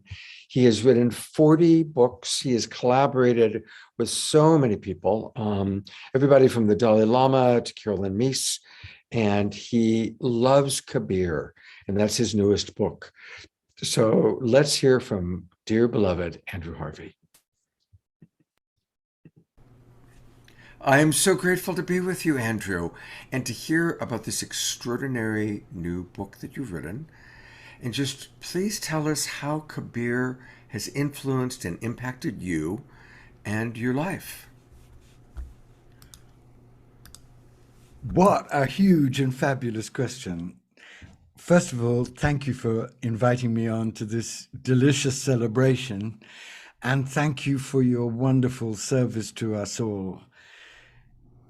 I have just produced something that fills me with joy. It's a book called Engoldenment, 366 Timeless Poems. It's a yearbook in which you can take Kabir as your friend through your year. And the reason why I feel so passionate about this book is because Kabir has truly changed my life. Let me tell you a little bit about Kabir, and then I'll tell you why I think he is so important for us now. Kabir lived between about 1440 and 1518. He was born into a poor weaver's family, a Muslim family, in the holiest and wildest Hindu city, Benares. And he woke up completely, probably in his late 20s and 30s, and he became, simply put, humanity's greatest revolutionary mystical poet, with Rumi. There are two great universal prophet poets. One is Rumi. I've spent 40 years on Rumi, and I've spent the last 10 years on Kabir, because when I had a very difficult period in my life and a fit of periodic bankruptcy, I lived in a hut in Arkansas, and I decided to begin to translate Kabir as an offering. And that changed my life in ways that I'll describe. Kabir basically stood up in the middle of his world and said, you Hindus are crazy and you Muslims are crazy. There is a direct connection with the one beyond religion, which is accessible to everyone and which everyone needs to claim right now, because we're in this crazy Kali Yuga. He knew Kali Yuga was beginning. And if you claim this direct connection, something quite extraordinary will happen to you, just as it's happened to me. You won't just be enlightened, and that's good enough. You won't just wake up to your divine identity with the one. What will happen to you is what I've called engoldenment. and he calls turning to gold. What will happen to you if you risk this wild and holy adventure is that your mind will be transformed to divine gold, your heart will be transformed to divine gold, and the cells of your body will be kissed awake by the light, and you will grow a divine body. And you'll become unified, heart, mind, soul, and body, turned to gold and engoldenment with the glory of the One. They tried to kill Kabir, I think, 25 times because he was such a radical and he was speaking not in Sanskrit, but in the Hindi of the time, in street Hindi, so he could reach everybody. Wow. But they couldn't manage it because he was protected by the king, who thought, well, he may seem crazy, but I know him to be the most authentic person around. The reason why I feel that Kabir is so important for all seekers now, which is why I labored 4 months last year as COVID erupted to get this book out, is for 4 reasons, really.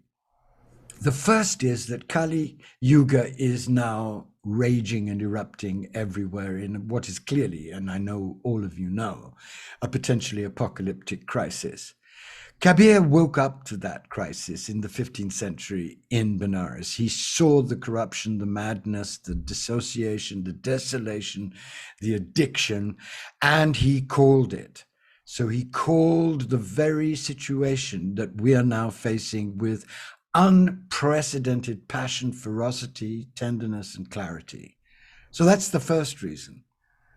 The second reason is that Kabir understood at the most visceral level the nature of the global dark night that we are now plunged into as humanity. It's a global eruption. And he knew that the real path entails a death of the false self into life. And again, he called it. He just said it, and said it with such clarity and such purity of heart that he was able to help many people in his time really take the real path into dying into life so that they could become instruments of life's creative, co-creative, wild and holy regeneration. That couldn't be more important for seekers now. The third thing, and this is why I love him so especially, is that Kabir was a Grand Slam sacred activist. He didn't simply sit in his little hut and sing his songs and collect his disciples. He really said again and again and again and again, your enlightenment and your engoldenment are not for you alone, because you will cease to exist as you think you are if you go through the real process. Your enlightenment and your engoldenment are to give you strength and passion and compassion and power and stamina to stand up for the truth, just as I am doing, to really help the transformation of the real world. And most especially, and this is the reason why I love him so, so much, he was the most passionate advocate for animal rights that any mystic has ever been, including St. Francis. Wow. Kabir just said, look, if you go on treating animals as you are treating animals, oh human race, you're going to have a tsunami of black karma coming your way. Wake up, see that everything is holy. You're not holier than your cat or your dog or the flea dancing on the stone in front of you. Everything is equal in the one, and your job as a human being is to honor that equality, protect that equality, and stand up for the sanctity of life and for the creation. Nobody has ever said it so beautifully and simply and nakedly. And the fourth reason, my friends, and this I think is really crucial for everyone at this moment. The fourth reason is that Kabir knew from his inmost experience that the whole point of Kali Yuga wasn't just destruction of the old, it was birth of the new. He was living that birth in his transfiguration from a human being into a divine human being. And as many of you know, I've been saying again and again, and whenever I'm allowed to, that the real meaning of our global dark night is not the destruction of the human race. That could happen if we don't align with its laws, but the birth of a new embodied divine human race. And it was Kabir who taught me this. It was Kabir who initiated me into this. And it was Kabir's direct, naked, glorious poems that made me aware that we are in now, through this global dark night, also a global engoldening process that could, if we accept the terms of this massive transformation, give us the guts and the chutzpah and the creativity to be born as divine human beings together and to co-create together, you and I, a wholly new way of living and doing everything. And I'm going to just give you one of Kabir's poems. Oh, fantastic. Which is the complete poem of the engoldened divine human. There are 366 more of them in this book, so please, for the price of a decent breakfast or half-decent breakfast, bring Kabir into your life and let him rock your world and transform you as he has rocked my world and transformed me. Not enough, obviously, but continues to do so every single day. I love him more than anything I could describe. Wow. And I'm so honored to have been able to bring him to you. Please, please, please, I beg you, welcome him into the depths of your life. You'll have the best friend you'll ever need. Not a flatterer, but a lover of your essential being who will encourage the heaven out of you to do whatever you can to be the very best you can be. Before you start the poem, everybody, just want to tune you in. Go to Amazon. It's really easy. And it's Engoldenment. And you just put in Engoldenment, Andrew Harvey, it comes right up. I found it immediately. I'm going to get, right away, I'm going to get both the Kindle edition, and I'm going to get it myself. So here we go. I'm proceeding to check out. That's how easy it is to buy on Amazon and get lots and lots of copies, okay? Thank you, my darling. Absolutely. I published it myself because I didn't want anybody else to get their sticky fingers on it. I wanted it to be the determined and definitive statement, as far as I could do it, for you, because I know how much I need him and I know how much he can give you. So here is the divine human speaking, your divine human speaking to you. I've been a yogi for longer than anyone could begin to remember. I don't come or go. I don't vanish. I enjoy the endless divine sound. I see my family all around me, and every place I go is a party. I'm in all. All are in me. In the many, I'm alone. Focused power, profound meditation, silent I speak, out of form, inner form, no form, I play and dance within myself. Listen, friend, I have no agenda. In my heart, I sway to and fro in the self, and I play simply to please myself.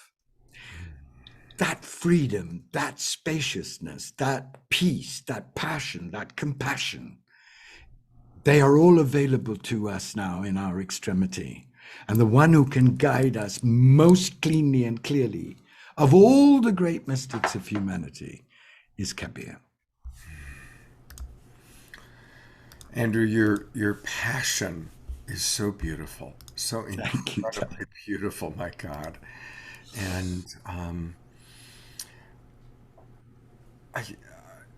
in your experience, just talking about, like, to wrap this up for now, because we have all these wonderful Oh God, you've got such a gorgeous group, Matt and Lynn, and oh my heavens, how All your wonderful! friends, all your All friends. my buddies, yeah. How, in a practical way, when you're doing the dishes, when you're doing Oh something yes. artistic, does Kabir come into your reality? Look, Kabir he was a weaver all his life. He never had cash. He didn't want cash. He didn't want to be a guru. He was an ordinary person living an extraordinary, ordinary life. So that's one thing. Kabir is always talking about how there is a way that you can do everything with deep devotion, adoration, presence. So you can wash the dishes, and when you wash the dishes, you can be washing away symbolically all your own horseshit. So a clean dish represents to you your clean heart. There is a way to do that. When you are in your ordinary life, just practice seeing everyone that you are with as aspects of your own divine self and treat them with courtesy and respect and recognition. The person at Safeway, you're the waiter, the difficult uncle at the table at Christmas. The other great technique, and this is really key to the transformation for all of us, I think. Jesus gave us one prayer to work with, and the great masters usually just give one technique. Kabir gives us the name of God. And I have practiced myself saying the name of the divine that I love. I use the great mantra from Islam, La ilaha illallah, but use whatever name that makes the most heart sense to you. You discover that if you just do the simple practice of returning in remembrance to the name and saying the name in the heart, you'll be given peace, strength, and the mystery will teach you directly. Don't believe me, I might be on crack.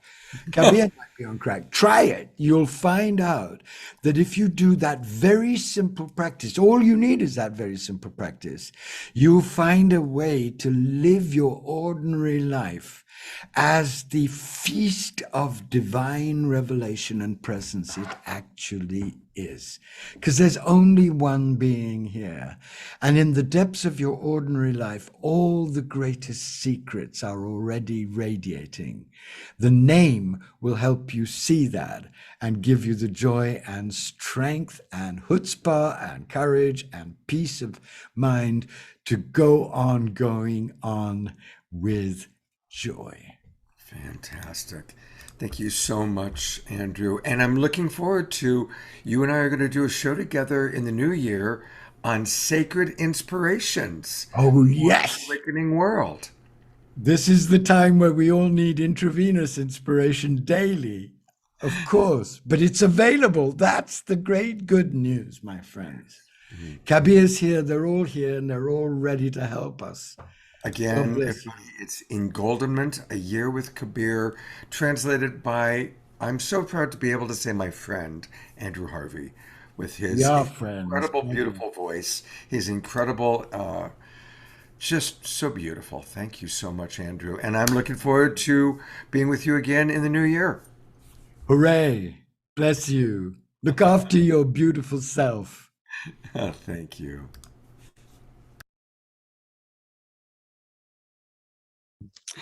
I'm here with my friend Kutira, and she and her husband Raphael are going to be doing amazing things next week on Christmas. She's awesome, and her husband Raphael is a world-famous musician, so it's going to be really a wonderful show. You know, I want to acknowledge Mark Denisovsky. He's one of our regulars, and Mark just said something really beautiful. He talked about when he used to paint apartments, he would say a prayer for the next inhabitants. And, you know, when I asked Andrew the question about washing the dishes, it's like, that's the thing. How can we bring this consciousness into everything we do? And how we talk to each other, and how we do the dishes, and how we paint the houses? If we can really do that from everybody in all of our ways, is really, really showing up. While we are in Andrew Harvey appreciation, I do want to play one more time a video. I did play it for our early show, but I want to play it again. It's very short. And it's Andrew talking about the new show that I'm going to be doing, The Awakening World, which I'm very, very excited about. So here's what Andrew has to say about the show that Debbie Johnson and I are going to be doing with several other wonderful people and all of you.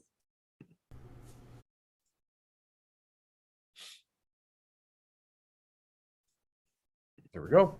Hello, everyone. I'm absolutely thrilled to celebrate The Awakening World and Scott Katimus's new formulation of his wild and holy adventure beginning next year. What more wonderful title could we have for that adventure than The Awakening World? And aren't we all going to need to be constantly reminded that there is a world awakening and being born in the middle of all of this massive apocalyptic destruction? We're going to need it like oxygen, and I cannot think of a more honorable and decent person to help us awaken to that awakening world than my old buddy and co-conspirator, Scott Katimus.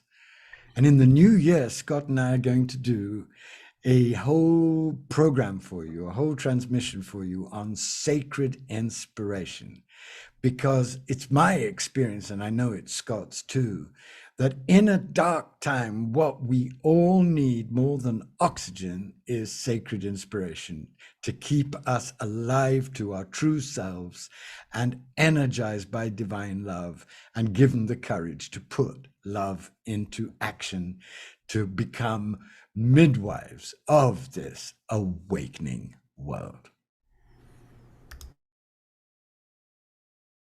I've got on camera our wonderful mystic Abbot Jerry. He's a big part of our team.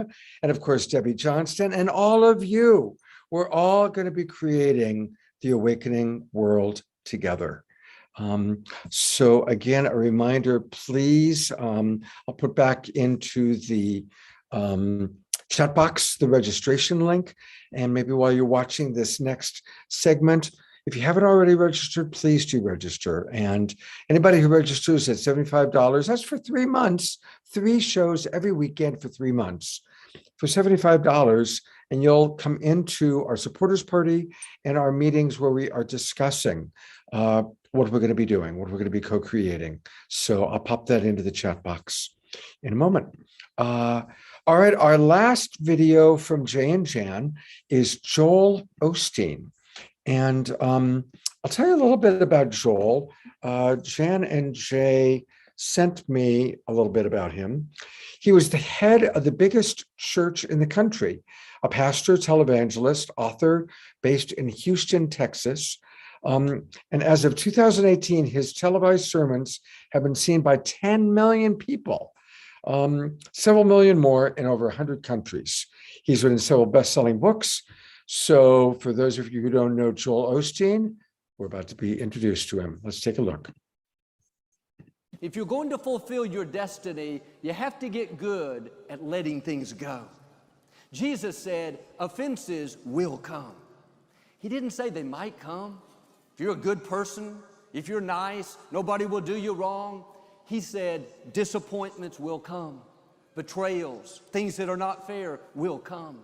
How you deal with these offenses, how you handle the hurts will determine whether you move forward and see the new things God has in store, or whether you get stuck, bitter over what didn't work out. I've heard it said, if you don't heal from emotional wounds, you will bleed on people that had nothing to do with it. How many people are living wounded over how they were raised, a friend that walked away, business partner that cheated them? Instead of letting it go, they replay it in their mind, relive all the hurt. They wonder why they don't have good relationships. It's because they haven't healed.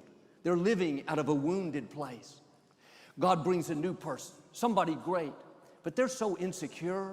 They don't feel valuable, attractive. This new person has to keep them fixed, go overboard to make sure they know how great they are. The problem is that's not sustainable. Until you get well, until you let go of what didn't work out, not carry the hurt, that wound is going to hinder you wherever you go. If you're still wounded over a position you lost, you'll go to that new company defensive, on edge, not friendly. You're treating them based on what you've been through, but they had nothing to do with it. It's much more freeing when you learn to let things go. Wasn't fair? That's okay. God will be your vindicator. He'll take care of who did you wrong. It's not your job to pay people back. They hurt you once. Don't let them continue to hurt you by holding on to it. You lost a loved one. I know that's painful. It's okay to go through a season of mourning, but you can't hold on to the hurt. Living in mourning is going to keep the new doors from opening. You have to heal so you can see the new relationships, the new opportunities. In the scripture, Peter asked Jesus how often he should forgive someone that did him wrong. It's funny because Peter was known to be offensive. He's the one that cursed out the young lady when Jesus was arrested. He cut off a soldier's ear defending Jesus. He said, Jesus, should I forgive them 7 times? The Jewish law said 3 times. He more than doubled it. He thought, Jesus, I'm growing. I'm come a long way. Jesus said, Peter, 7 is good, but I want you to forgive them 70 times 7. It wasn't really about the number. Jesus was showing us a principle. He was saying, I want you to live in a continual process of forgiveness. Not something you do every once in a while, but on a daily basis, forgiveness should be a part of our life. He was setting a system in place so we wouldn't hold on to the hurts, offenses, disappointments. He knew that practically every day we would have these opportunities. And the quicker you let things go, the easier it is. In the Lord's Prayer, Jesus told us to pray, give us this day our daily bread and forgive us our trespasses as we forgive others. He was saying every day we should be ready to forgive. Doesn't have to be big things. That man that cut you off in traffic, let it go. Don't let that sour your day. Your time is valuable. That's a distraction trying to get you off course, offended over something that doesn't matter. That clerk that's rude to you at the grocery store, just smile and move on. I've learned life is full of wounded people, people that haven't dealt with the negative things in their past. At times they'll be disrespectful. They'll say things they shouldn't, do things that are hurtful. You can't stop the offense from coming, but you can keep it from getting down in you. How much time are you spending offended, bitter, holding a grudge? How much more could you accomplish if you would start letting things go? How much better relationships would you have if you would get emotionally healthy? If you would let go of what people said, forgive the person that did you wrong, quit reliving the hurt. There you go. Absolutely. And hey, Debbie and Mystic Abbott are still on the camera with us. Love you guys both so much. Thank you so much and thank you, everybody. I love it. We still have 115 people in the Zoom room and probably 1,000 watching on Facebook. And I want to also acknowledge anybody watching our replays. Our statistics show us that about 35% of the people who view the shows are watching the replays now, and that number is growing and growing. So we're wrapping up here. I want to thank everybody for watching. And again, a reminder one more time, please join me tomorrow morning and for my Sacred Sunday show. And I love the Sacred Sunday show because it's where we get to go really deep with 1 or 2 fascinating guests. And tomorrow we're going to see Astarius, who you met tonight, Dr. Brenda Wade, who's been on the show a few times. She's going to be one of my ongoing co-hosts. And so join us tomorrow morning at 10 o'clock Pacific time. That's 8 o'clock for me here in Maui. And of course, 1 o'clock in the afternoon for those of you on the East Coast.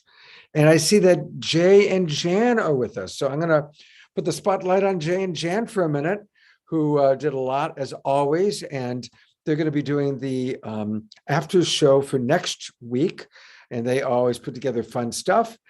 So definitely thank you, Jay and Jan, for the videos and what we just watched. Joel Osteen, gonna enjoy having you next week. So thank you so much. All right, everybody. Again, if you haven't already registered, please do register. That means a lot. And be generous as you register. that really helps us to, because I am going to be paying my staff.